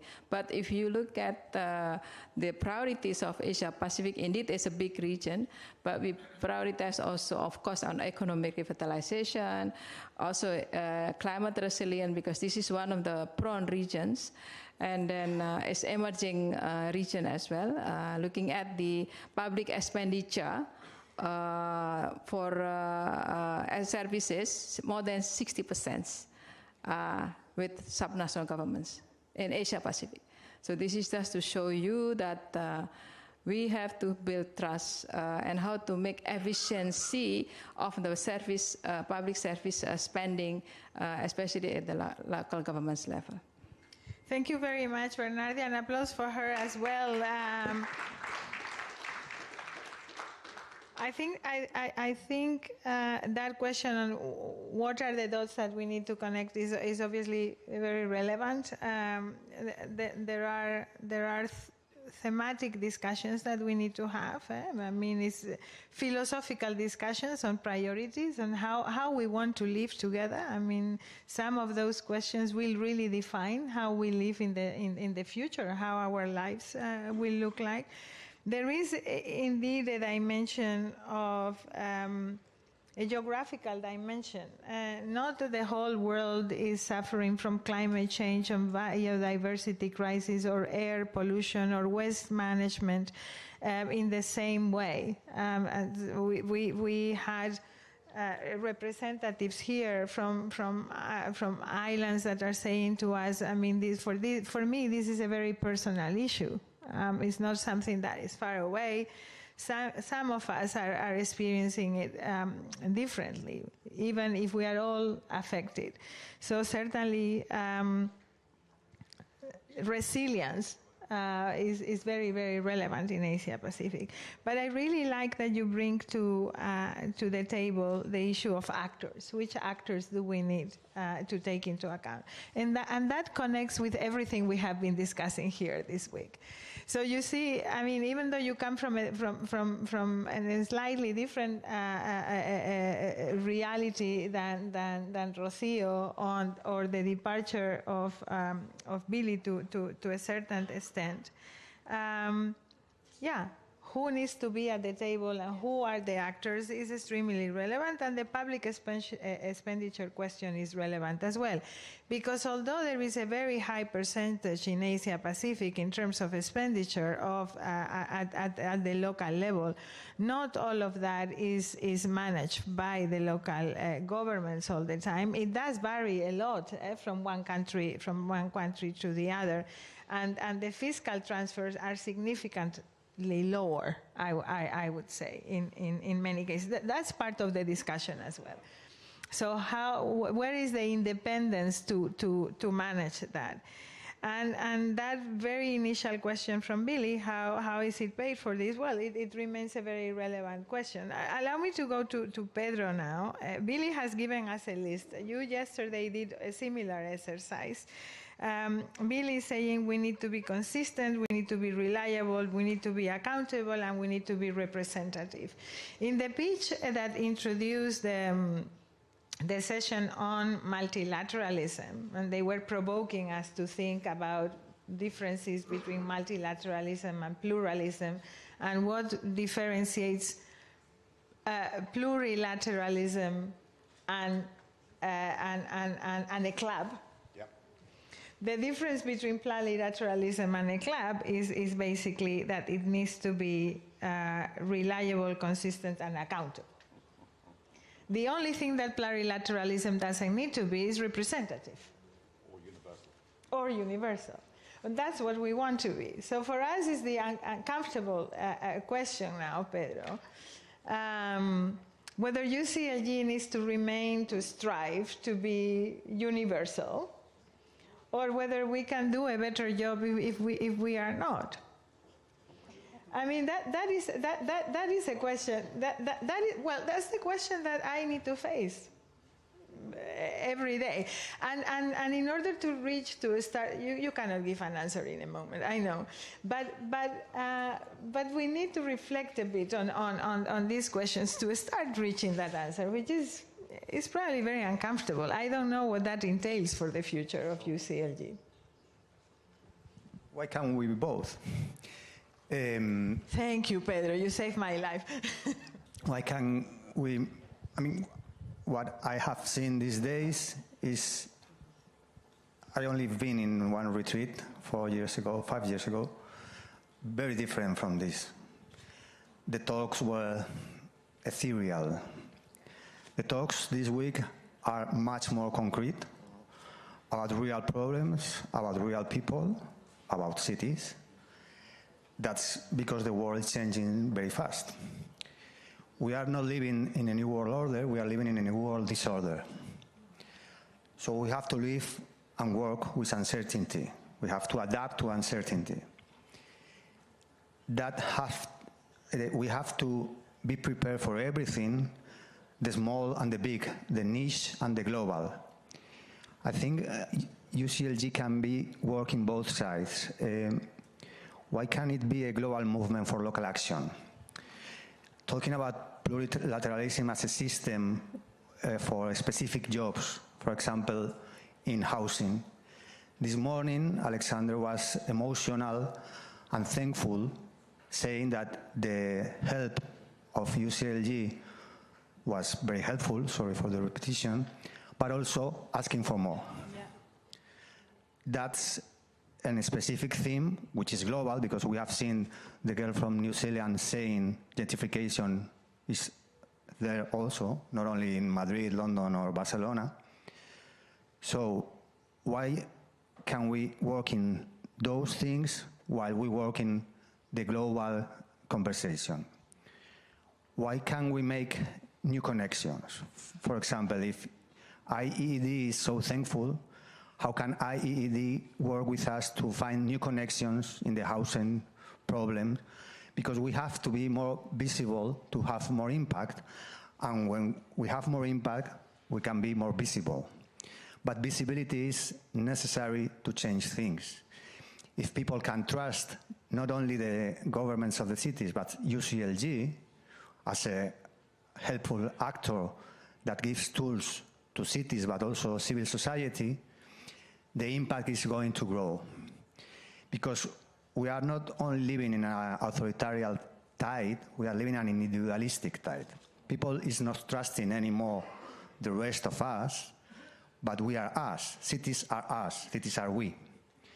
The name of this session is very interesting in Spanish, Tejiendo los Vínculos, because it gives us a metaphor. A thread, un hilo, is alone, is vulnerable, is fragile. A fabric, a lot of threads together, is resistant. It covers you, it cares for you. A fabric is society, a fabric is a city, and a fabric is UCLG. So we have to make the fabric more complex and more dense. How? New connections. How? With emotions. The lady from Costa Rica said something that I think is the first time I've listened to it in this week. We love the cities. We love the cities. That's true. It's topophilia. It's named by a geographer called Jitu Fuan. We love the cities and we love our neighbors. It's our house. So we have to transmit that we together can shake the cities, but together have to be bigger. Thank you, Pedro.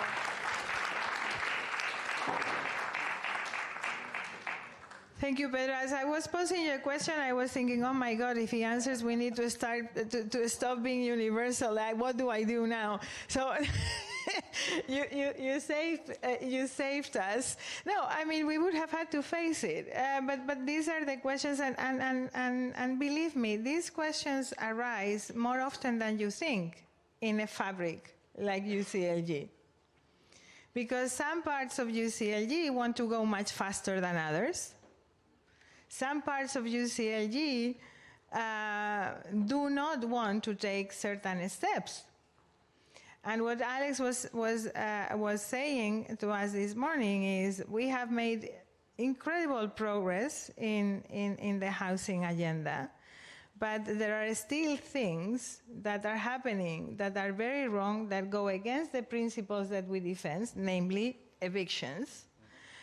And we are not saying enough about this, and certainly UCLG is not doing that. A couple of times we have taken steps when we knew cases very well, and together with some other partners, we have asked mayors to explain what was happening and what was the reasoning. But as I was saying this morning, maybe the coming of age also implies that we need to take a stance institutionally because of the legacy and the agreements that we represent. And that do not necessarily mean the specific agreement of each of the individual members. So how do we evolve towards that, and what kind, you know, what is the meaning of that is extremely important. But so when you say maybe we need to do both things, we're coming back to we need this hybrid format a little bit, right, of plurilateralism, but plurilateralism that is accountable.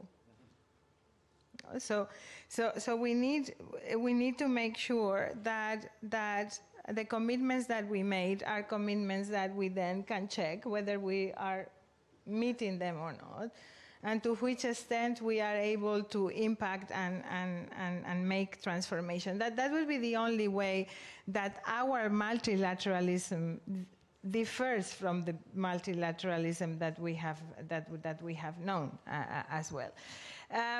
We have finished this first round. Let's go to the floor, but also please consider yourselves also as part of this big floor and do intervene if you want. I have seen you, Jordi Baquer. I see you, John, and I see Daria, and I would not expect otherwise, Daria.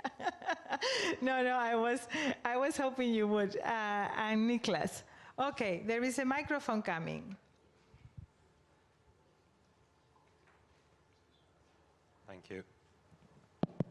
Thank you.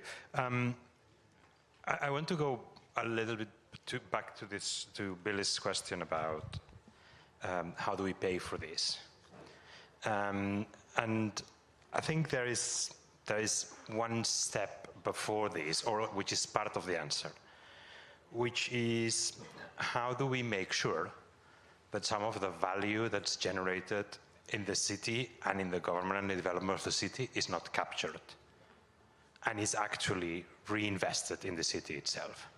Now, there is very little I need to say about housing. Lot has been said, but you know, there's many ways in which not particularly productive actors are massively benefiting from a situation that's hurting millions through homelessness, lack of affordability, informality, many ways. But even beyond housing, there's data, for example, how there's a lot of profit being made out of data.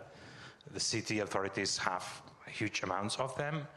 Are they capitalizing properly on these? Same thing about credit. The credit of a city can be turned into bonds that go to the international market and allow for good funding, or even very specific, very physical infrastructures. I always love the example that we learned last year in Guangzhou in China, where the bus company moves to electric buses, and in the process becomes a very large electricity provider, partly using the bus batteries that can no longer be used in buses, but can still be used to play with the prices of the energy, all these things. So the idea is, how do we first of all capture this value that's generated in the governance of the city? How do we learn from each other how to do this? And then look for extra money. But it seems to me that first we need to sort of close these holes through which we are losing opportunities to fund the work of the city, and then look for additional resources. Thanks. Thank you very much, Jordi. I mean, these are some of the things that we will need to make sure that are included in the outcome document of the social covenant. When we talk about new essentials, we need to also consider that. And I mean, this issue of capitalization is extremely important. The one on data is such a good example, because we are having problems with capitalizing on public data, while that public data is already available to the private sectors and they are capitalizing on that. But the citizens are not allowing cities to capitalize on that. So that is another part of so I always put the example. We let big shopping platforms capitalize our data, but we would never allow a municipality to do the same. And certainly this is the case in Europe. It's much less in Asia, where there is a different relation to that. So I think this is a very interesting part of what we need to do. It's very linked to the issue of taxation. So that notion of public, right, of what it entails to have public service delivery. Public service delivery is not only access to a provider that is public, is much more than that. And we need to somehow capture that and put that in our outcome document. I have John, Daria, and then Nicholas.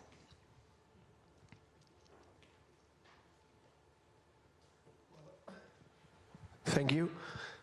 Ahora sí voy a hablar en castellano porque esto requiere su complejidad. Lo primero también felicitar porque está siendo súper inspirador todo, y como ha dicho Pedro, además yendo también a cuestiones concretas. Yo quería dar dos pinceladas de dos cuestiones que se han dicho aquí. Uno es la financiación y otro es qué ideas sobre ese plurilateralismo puede haber, para tener un papel relevante en esta era del desorden, que dice, o como yo he dicho, the age of fragmentation, que creo que es realmente una oportunidad, una super oportunidad para CGLU, para el movimiento municipalista y para las ciudades y regiones a nivel de gobernanza global. Bien, muy rápido. a nivel de financiación, y estoy totalmente de acuerdo con lo que ha dicho Jordi, pero también tenemos que entender que muchas veces desde la perspectiva de las ciudades nos fijamos solo en la financiación pública. Y hay ahora, bueno, una de las cuestiones que estamos trabajando en el Countdown también y fijándonos en estos modelos de financiación desde la perspectiva multiactor, ¿no? Multi-stakeholder, ¿no? Que ya la propia misión europea de las 100 ciudades climáticamente neutras lo pone, ¿no? Y dice, el tema de la resiliencia climática, el 30% lo pagará el público, ¿no? Y el resto, ¿cómo lo hacemos, ¿no? Y ahí es donde entra todo el juego de alianzas a todos los niveles, ¿no? O sea, sociales, multinivel, privadas, comunitarias, etcétera, ¿no? Y pagar o financiar, que también es un tema que en el Countdown estamos viendo, no es solo invertir, es movilizar recursos, ¿vale? Y yo creo que ese tema tiene que estar, bueno, ahí y también... visto la perspectiva de Billy, yo le quiero que esté un poco vinculado a este pensamiento que tenemos que desarrollar en el Countdown, ¿no? Porque me ha parecido súper interesante esa perspectiva. Y dicho esto, y ya por cerrar, en relación al plurilateralismo, yo diría varias cosas. Cuando estábamos pensando el título de este portfolio, ¿no? Hablamos de Driving Global Transformation Through, al principio, Local Action. Y Pablo dijo, no, Local Ambition, ¿no? Yo creo que esa ambición no es querer tener más, sino es la ambición de creérselo. O sea, de cuál es el papel de las ciudades y las regiones, ¿no? El retiro empezó diciendo que si no estás en la mesa, eres parte del menú. Pues no, vamos a reclamar con ambición estar en la mesa, de donde se toman decisiones, a tener esa voz. Y yo creo que hay que creérselo un poco, ¿no? Y a veces siento, ¿no? Lo que ha dicho Billy, de esa actitud un poco quejumbrosa o no nos hacen caso. No, tenemos un papel activo, ¿no? Y demos ese paso. Y otra cuestión también que creo que es importante y en este retiro ha aparecido es que hay unos mínimos comunes, o sea, ya estamos en una situación de tan fragmentación que hay unos mínimos comunes que nos unen. Pues fijémonos en eso, ¿no? Y además hay otro concepto que me gustaría lanzar, es... Rápido. Sí, ya está, lo siento. Es la idea de geometría variable. Este plurilateralismo tiene que basarse en alianzas que puedan ser variables. En algunos temas estará mucha gente de acuerdo, en otros no, con lo cual busquemos esas conexiones que nos permitan variar y tener ese impacto y esa ambición en diferentes temas. No siempre se tiene que estar de acuerdo en todo, pero en muchas cosas seguro que estaremos de acuerdo mucha gente. Gracias. Sí, muchas gracias, John. Sobre el tema de geometría variable, me pasa un poco como lo de the alliance of the willing. The connotations of that has been really bad when we have applied those things. But the depth of it, I think, is indeed in the right path, as in we need to understand that we will have different peoples at different moments coming together for different things. And we are learning that. I don't remember who it was. I think it was our colleague from Strong Cities. No, from Peace in Our Cities that were saying we should not assume that the actors around these tables are going to be the same in a couple of years. And so, yeah, we need to build on that. But from what you're taking, I hope we come back to one issue, which was subject to deep discussion during the drafting of the Pact for the Future of Humanity, which is the ambitions versus capacity or competency. And I think for us it is still very relevant to address this. As I think a movement needs to have ambitions beyond competencies.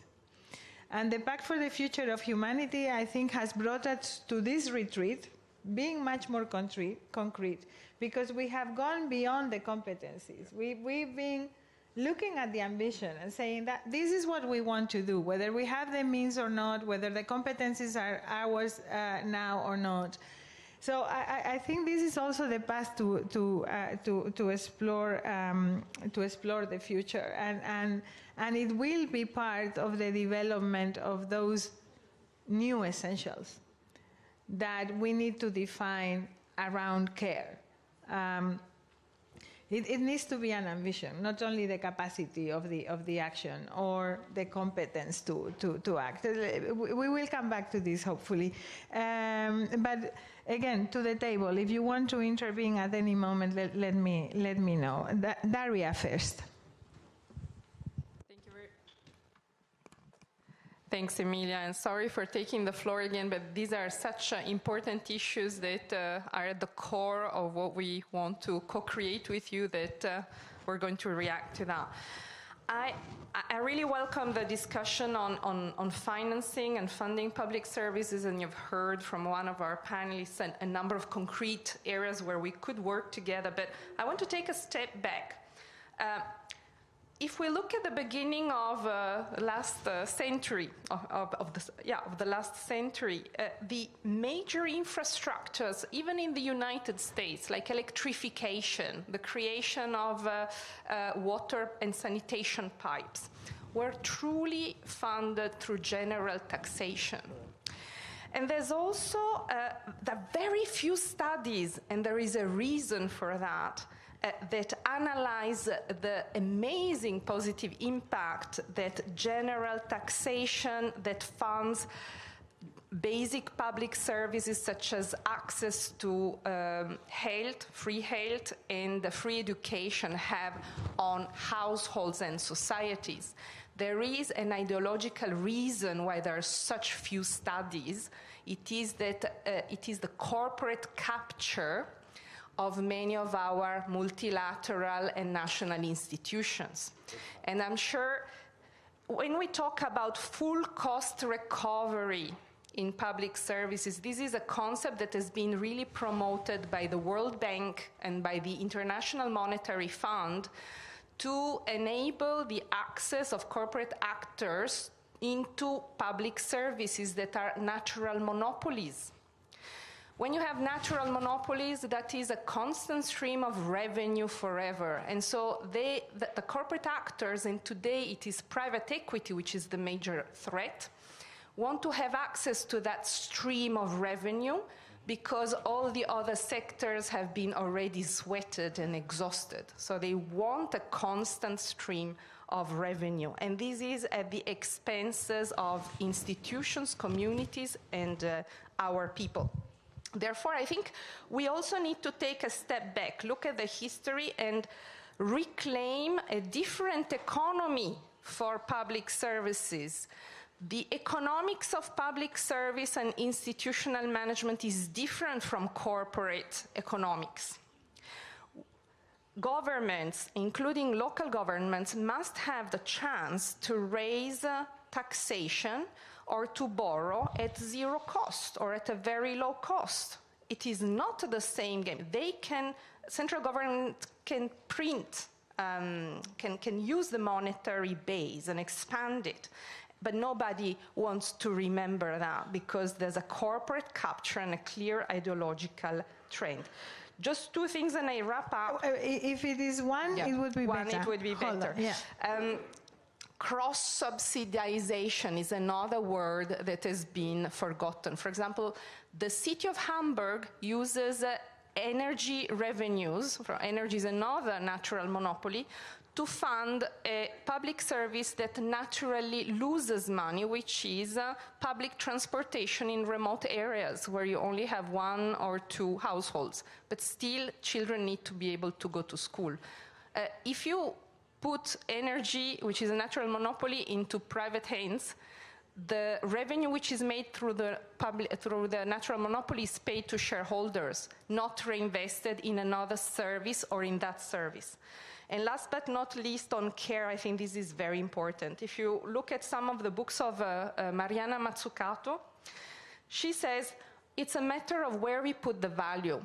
Today, the most valuable professions are those of care, but they're the lowest paid. So we can reclaim a different economics, which actually puts the value on care jobs, care services, and so forth. Thanks, and sorry for being long. No. Thank you very much, Daria. Thank you. I just want to make sure that we hear different voices, and I would like to get away a little bit from the economics and the funding, to go to a terrain of the commons and other reasoning behind public service provision, and why we feel we should be part and parcel of the new multilateralism. But this is really useful, I think, for the work that we are doing within the social covenant. It's just that I don't want to fall into the trap of always translating everything to economy, because we have been in that discussion for a little bit too long. And I don't mean in this session. I mean in general, when we have tried to address the international community.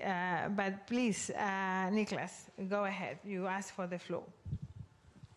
Thank you very much, and I want to rejoin what Jordi was saying and also what the last speaker was saying, because I think we have to face reality. And that reality is that we as cities, we do the planning, and we're using public resources to do the planning, and the private sector profits, right? We come up with the norms and the standards, and who profits, right?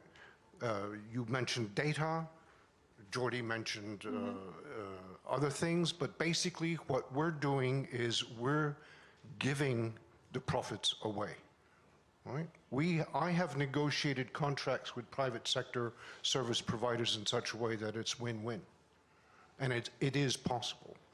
So I would like to go back to a very fundamental question. Why isn't the private sector in the room? Are we hiding our head in the sand like an ostrich? Right? The private sector has to be part of the dialogue, has to be part of the conversation. They are the ones that are leading. Whether we like it or not, they have an increasing role to play in how services are being provided, who they're going to be provided to.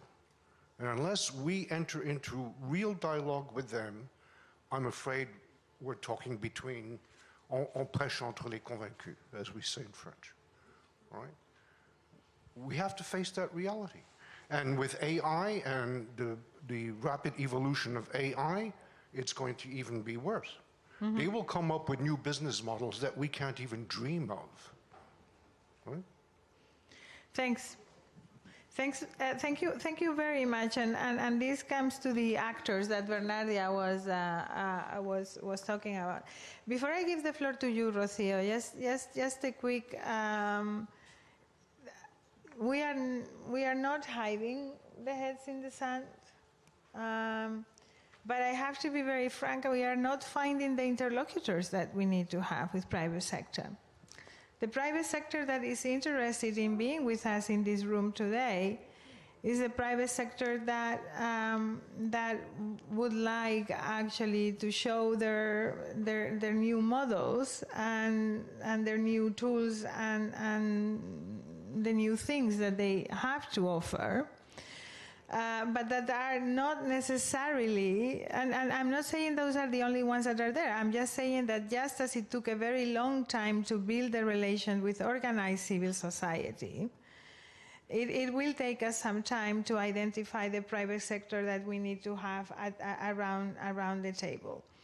We have had very good relations with private sector for a time, at a period, and this was 2 decades ago, at a period where private sector were visibly playing a very important role in managing public services, and in particular, water and waste management. And that private sector not only sat at the table, they actually supported us to become a movement. You know, we had a whole private sector program. And in exchange for them being at the table, they were able to then talk to our membership. But the talk was not about how new service delivery had to look like, but it was about what do you need in the city of Mexico, or what do you need in Barcelona.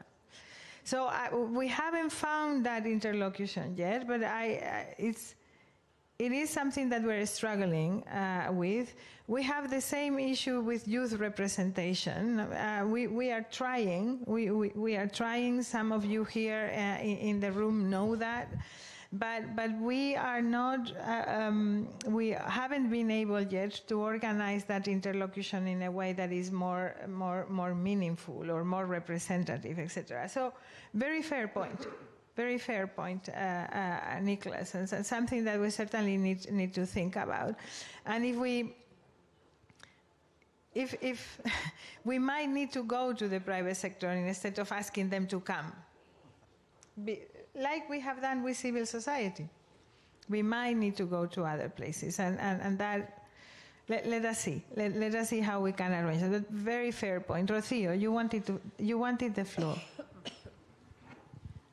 Con esto que decías de que estamos muy centrados en la economía, que sí es muy importante, pues yo había pensado para esta mesa que nos convocaban de tejer los vínculos, que existen 3 esferas a tejer, y una sí es la esfera socioeconómica, esferas para tejer la transformación que requerimos en el mundo, y desde nuestras ciudades y comunidades y el mundo, y qué poder necesitamos construir para poder transformar. Ahí veo 3 esferas: la socioeconómica, la sociocultural, la sociopolítica. Y creo que no hemos hablado de las otras y me gustaría intervenir un poco. Y yo digo la socio porque creo preeminente lo social sobre estas dimensiones. Y en la esfera socioeconómica que hemos hablado, pues básicamente sí es lo que hacemos desde los gobiernos locales. En nuestro local, nosotros hablamos de construcción de poder local y cada quien tenemos nuestro local. Las comunidades pues tienen su local que tiene que ver con su territorio más pequeño, más micro, sus vínculos locales, lo que van construyendo como ciudadanos, como vecinos, etcétera. Los gobiernos tenemos nuestro local pues, en nuestros territorios administrativos, y CGLU tiene su local en lo global, ¿no? Entonces tenemos que tejer desde esa esfera comunitaria hasta la esfera global. Por eso hablamos de multilateralismo local, intentando articular el conjunto. Y ahí es a donde sí hay que tener una capacidad para transformar en esta esfera socioeconómica las condiciones materiales de vida, lograr bienestar, lograr más calidad de vida para las personas, las comunidades, pues una capacidad técnica, tecnológica, económica y financiera, que es la esfera que se ha estado hablando ahora, y que sí hay que fortalecer eso, y CGLU creo que también tiene un papel importante para poder ir apoyando a los gobiernos locales y regionales a construir estas capacidades. Pero más allá tenemos la esfera de lo sociocultural, que ahora sí que en esta coyuntura de regresiones democráticas todo se vuelve fundamental, porque tiene que ver con los cambios culturales justamente, cómo transformar toda la visión, las identidades, los valores, ¿no? Las habilidades, etcétera, que tiene que ver con una capacidad, decíamos, pedagógica, comunicativa. Esta construcción de humanidad, de comunidad, pero a través de las narrativas, recuperar estos conceptos de humanidad, comunidad. Y tenemos que generar, pues sí, nuevas herramientas, nuevas categorías, nuevas teorías que tienen que basarse en lo histórico, en lo ético, en lo público, que es lo que se está colocando acá. Y creo que también ahí hay una capacidad que en estas reflexiones y construcciones colectivas pues podemos generar, cómo cambiamos esas narrativas desde lo comunitario hasta lo global. Hay una cosa muy linda que vi en algún momento, y que era una coladera en París, me parece que era, o en alguna ciudad francesa, que ahí mismo decía un letrero grabado, era de hierro grabado, que decía: aquí comienza el mar. Entonces, o sea, ¿cómo podemos con una cantidad de herramientas pedagógicas, comunicativas en los servicios públicos? También creo que vi poemas escritos en las ventanas del metro, etcétera. Y entonces eso y la última es la esfera de lo sociopolítico. Cómo transformamos las relaciones sociales de diferente orden, decimos desde las parejas, los niños con sus padres, los maestros con los alumnos y por supuesto los ciudadanos con sus gobiernos y los gobiernos con las multilaterales, con la otra esfera que queremos, en estas relaciones sociales más justas, más democráticas, y necesitamos fortalecer nuestra capacidad política, nuestra voz política y capacidad de relacionamiento con las diferentes esferas. ¿Estamos de acuerdo? Sí hay que hablar con el sector privado, son los que están ocasionando muchísimos problemas en nuestras crisis, y como decía Billy, sí, más bien superar el no y construir el cómo sí. Creo que es algo muy importante. Muchísimas gracias, Rocío. Muy enriquecedor, realmente. Y me encanta que hayas utilizado un ejemplo de arte, ¿no? Que el arte y la cultura siempre te ayuda a romper barreras y construcciones, ¿no? Y ese ejemplo que dabas me ha recordado el libro. Puedes hablar de tu libro, Pedro. Tiene libro, Pedro, que se titula Aquí antes había ciudad. Antes todo esto era ciudad. Que es una expresión que se utiliza en castellano. Antes esto era campo, ¿no? Antes, y bueno, esto antes era ciudad. Pero me alegro mucho que hayas pedido la palabra, Pedro. Adelante. Sí, estando de acuerdo con lo que ha dicho Rocío, y además dedicándome a la narrativa, no podría más que estar de acuerdo. Ganar en las narrativas ahora es muy difícil. Porque el ruido en el que todos vivimos es un ruido narrativo. Vivimos cientos de millones de mensajes al día en los teléfonos, en todas partes. Y ese ruido narrativo tiene un origen, en la mayor parte, que es las grandes empresas corporativas que viven de ese ruido narrativo, de los datos, de que tú pases tiempo en las aplicaciones, de engancharte a través de lo emocional, y por tanto las mentes más brillantes del mundo están trabajando para que tú estés enganchado en las narrativas que construyen, incluso que construyes tú mismo, ¿no? A través de las emociones, normalmente a través de las emociones negativas.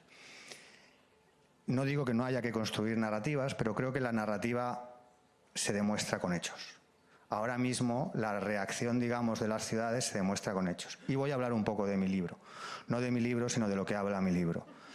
Yo creo que las ciudades, muchas de las ciudades, no todas las que están en CGLU, pero muchas de las ciudades se han metido en una narrativa de competición económica, convirtiendo las ciudades en productos.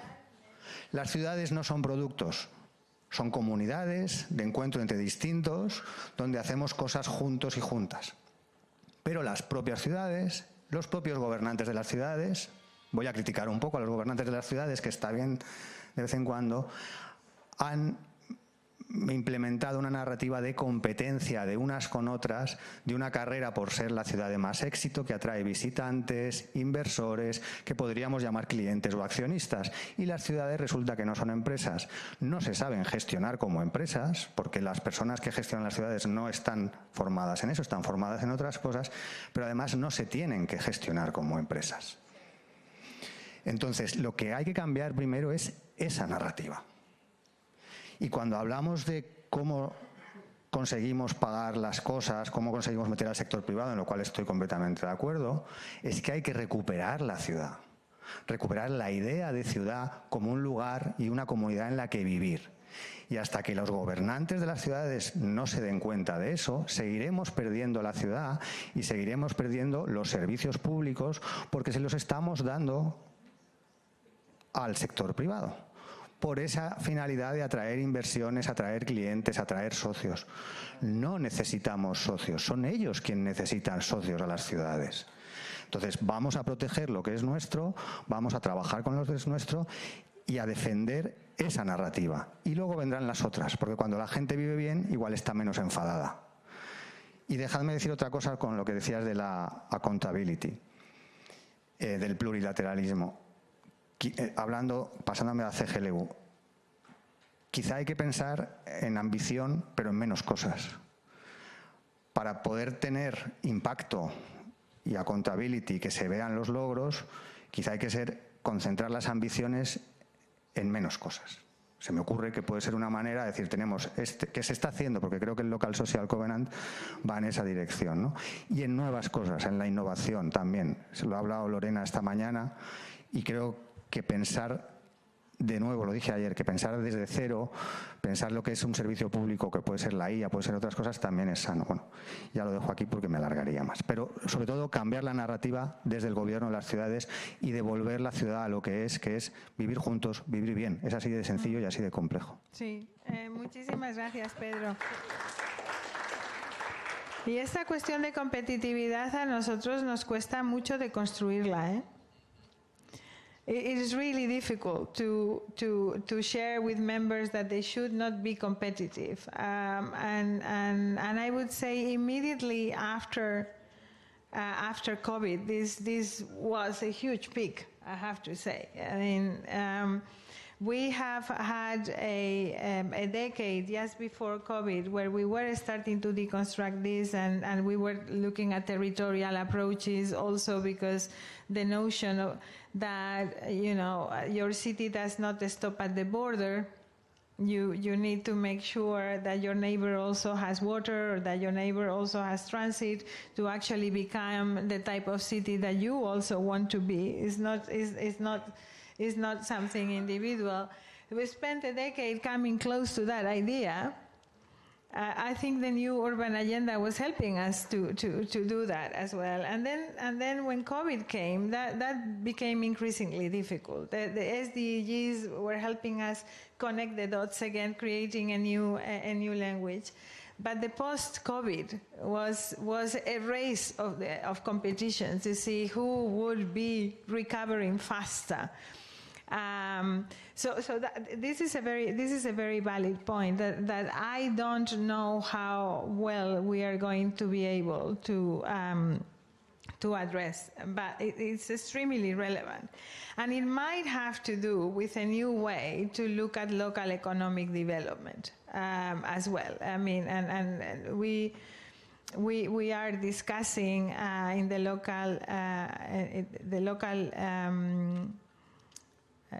local economic development forum that we organize. We were discussing with possible hosts next year in South Africa, and they are trying to also deconstruct that for their own policy, for their own policy. So there might be something there. Thank you for bringing that to us. We are actually running out of time now, but this is an interesting conversation. I would like to start to wrap up and give you the possibility to maybe one more round. I want to go to Bernardia to see if you can share some thoughts. I mean, if there is a competitive place on earth, is your region, my dear friend, Asia Pacific. I mean, every time we go to China, it's a different country. Literally. I mean, our last World Council in Xi'an, and I had been there not that long ago, but it's like a completely new city with new concepts, new mechanisms, new applications, new everything. So how are you looking at this issue that Pedro is bringing to the table? And please, one more round from the floor before we start to wrap up. Yeah, I think it's very important that we show the value of collaboration instead of competitions. Because when you compete, actually you lose more. This is why in our organization, also in UCLG ASPAC, we connect all the dots that are not there yet. But we managed to make a platform. For example, I just talked about Mekong Corridor. No kind of dialogues among local governments along the Mekong Corridor. We created that. So we discuss all the common issues that faced by local governments along the Mekong Corridor. This is just one example. Another one also relate to ASEAN. We also connected all the local governments within ASEAN, now 11 countries, through the ASEAN Governors MS Forum that receive accreditation from ASEAN as the only entity. So we show through competition, through cooperations, you can actually do more. But also, of course, exchanging best practices, etc.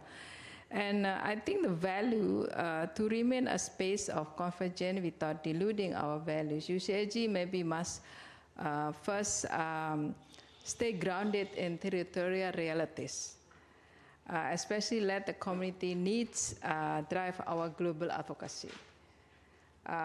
Because when we really stay grounded in territorial realities, then we really speak what the communities really want, and what, of course, listening to local governments.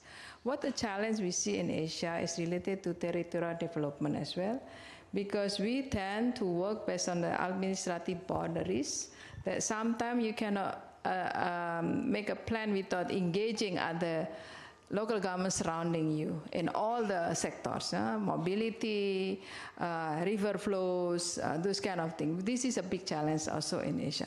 Second, I think what UCLG can do is balancing convening with the policy impact. We produce a lot of declaration, we produce a lot of statements, but we really need to basically move beyond declaration to concrete projects and programs, and these regional sections can do, especially related to, for Asia Pacific climate resilience infrastructure. In the World Bank, actually, a lot of infrastructures that happen in cities, for example, they don't include resilient costs, which is only 3 or 5%, but because they want to save, I mean, the cities want to save money, but in the end, you actually pay more when there are some disasters or risks that happen. So these kind of mindset are not there, especially among local governments. So financing is key, and I think I agree with the previous speakers that we, local government, normally is not private company. We don't know, we depend a lot on the funding from central governments, and that's why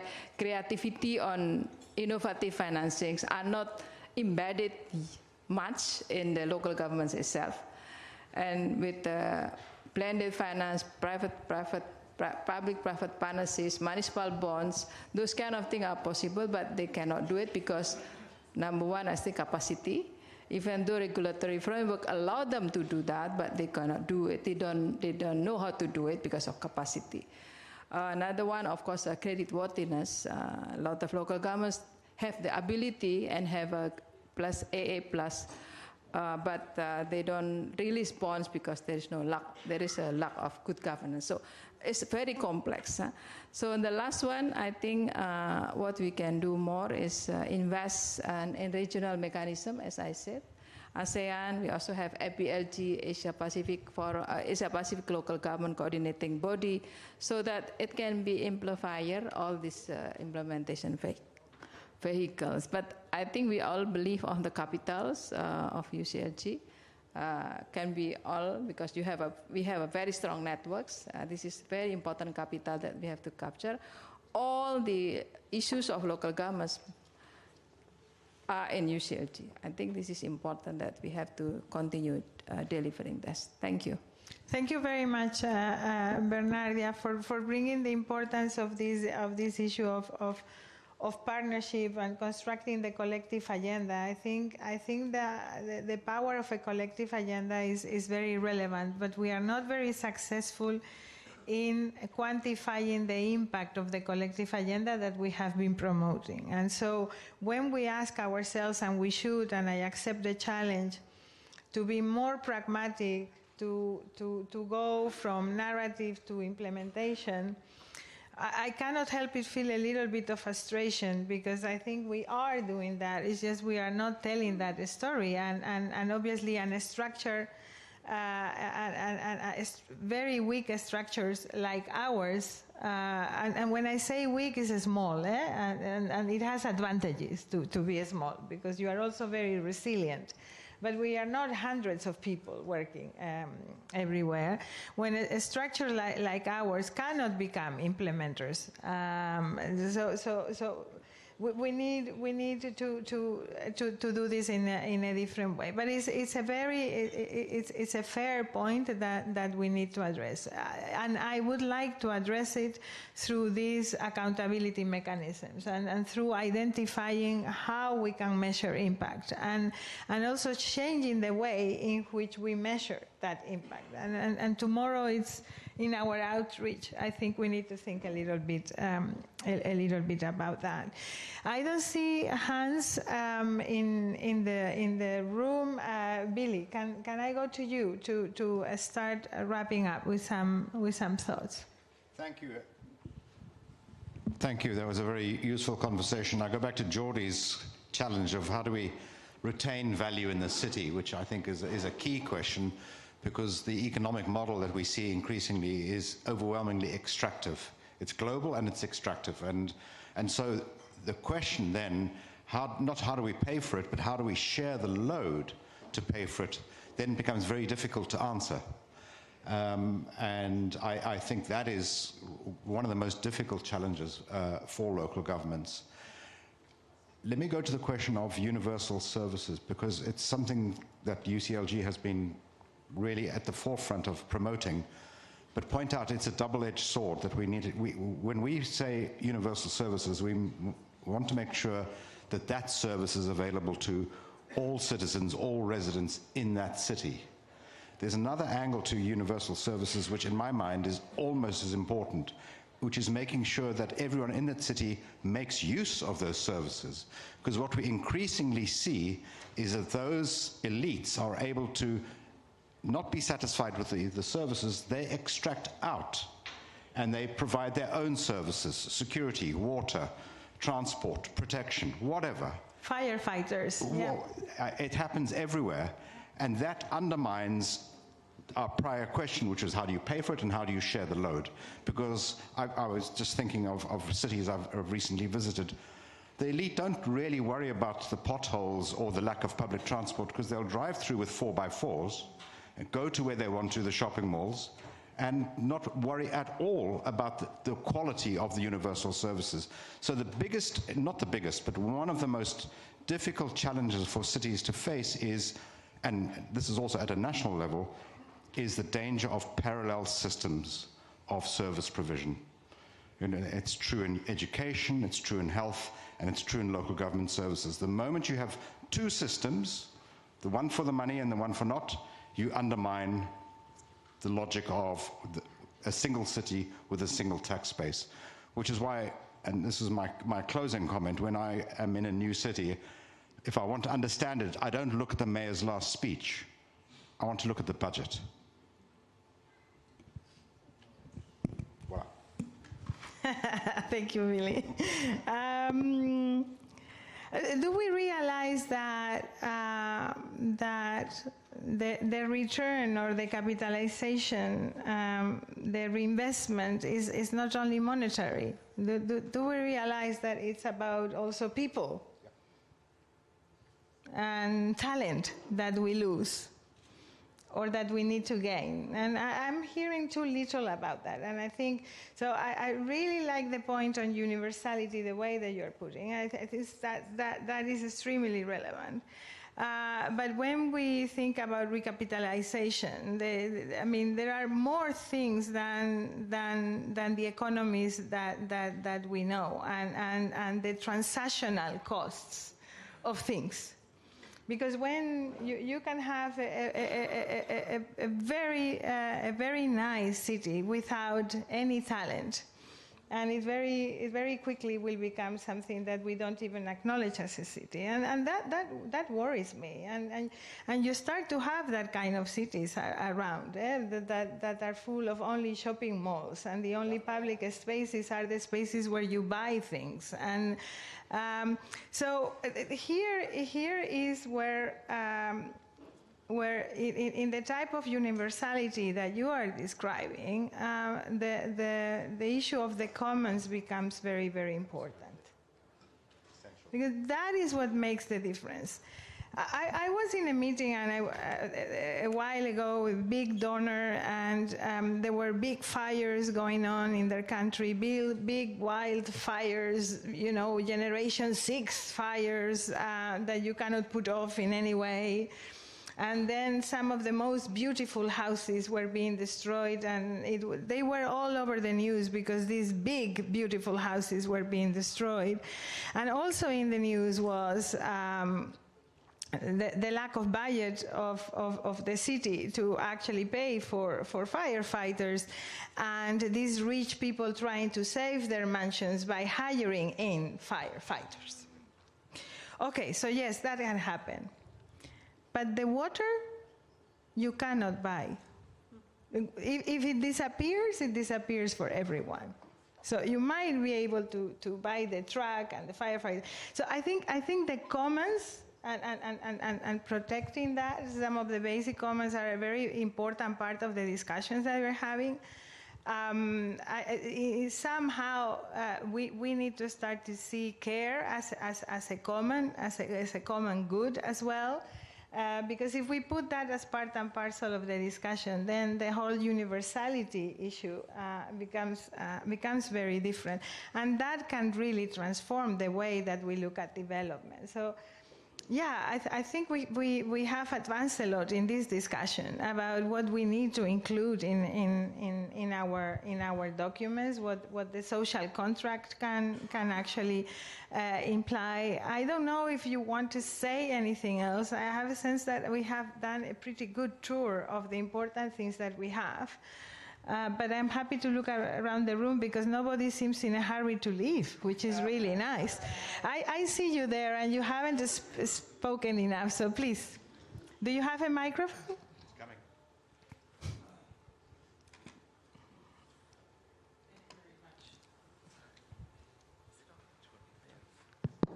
Oh, yeah. Just checking.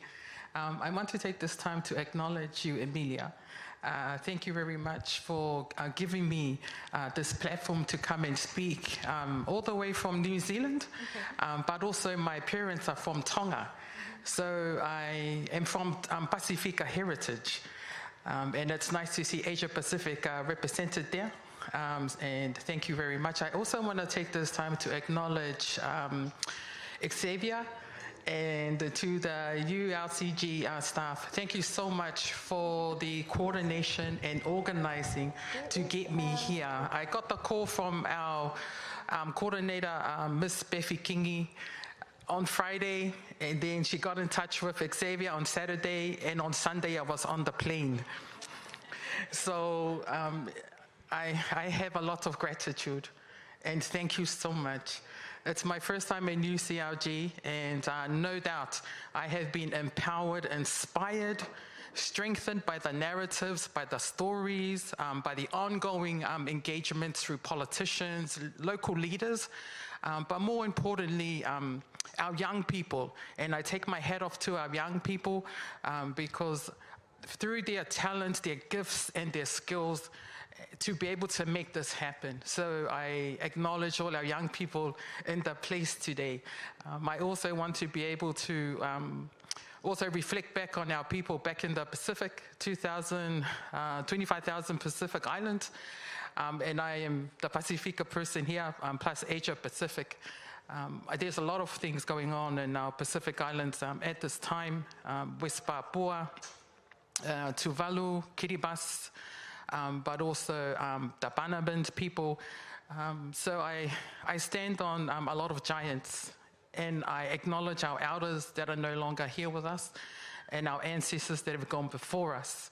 I acknowledge our indigenous people, our First Nations people, that their voices are not present today, but through all of us, their spirits and their voices are present in this place.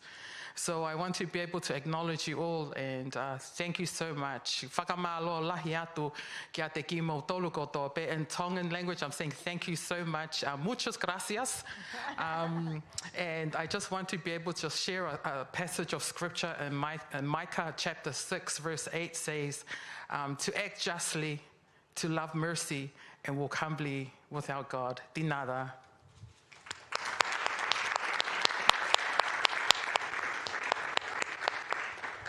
Well, what a wonderful gift you have done us. I really envy cultures that can do that well. You know, I don't belong to one. We don't do thank yous well enough. We do many other things that are great, but the celebrating in particular, but thank yous, no, we don't. And so this is really, really a treat. Thank you so much. We're very honored and pleased to have you with us. And because you have done that, I want to take a moment to recall that we are missing a very important person with us throughout this week, and you will all recall, those that know as well, Sarah Hoflich, our Assistant Secretary General. She is sick. And so it's serious, she's facing it with a lot of grace, but she hasn't been with us and we miss her, and we wanted to share that with you. But I want, yes, do that. Yes, and we have promised we are going to do a summary of this for her. I'm sure she's trying to watch or something. Her husband says she's looking too much into her telephone. But so probably she's following many things, but she does. She's an important someone for us, an important person for the movement, an important person for all of us for this retreat. And I, for one, really miss her here today. And I want to end in a happy note. Happy birthday, Mr. Sagitov. Yay!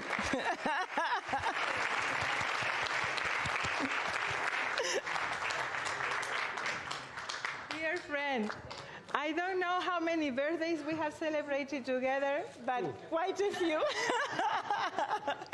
So happy birthday to you. Thank you very much. I hope you are enjoying the week. Yes, perfect. Thank you. Thank you very much. You can go home. More tomorrow. We will be starting a bit late, like we always do, around 10:15, 10:30. Be here, please. We hope all of you are ready to interact. Bye.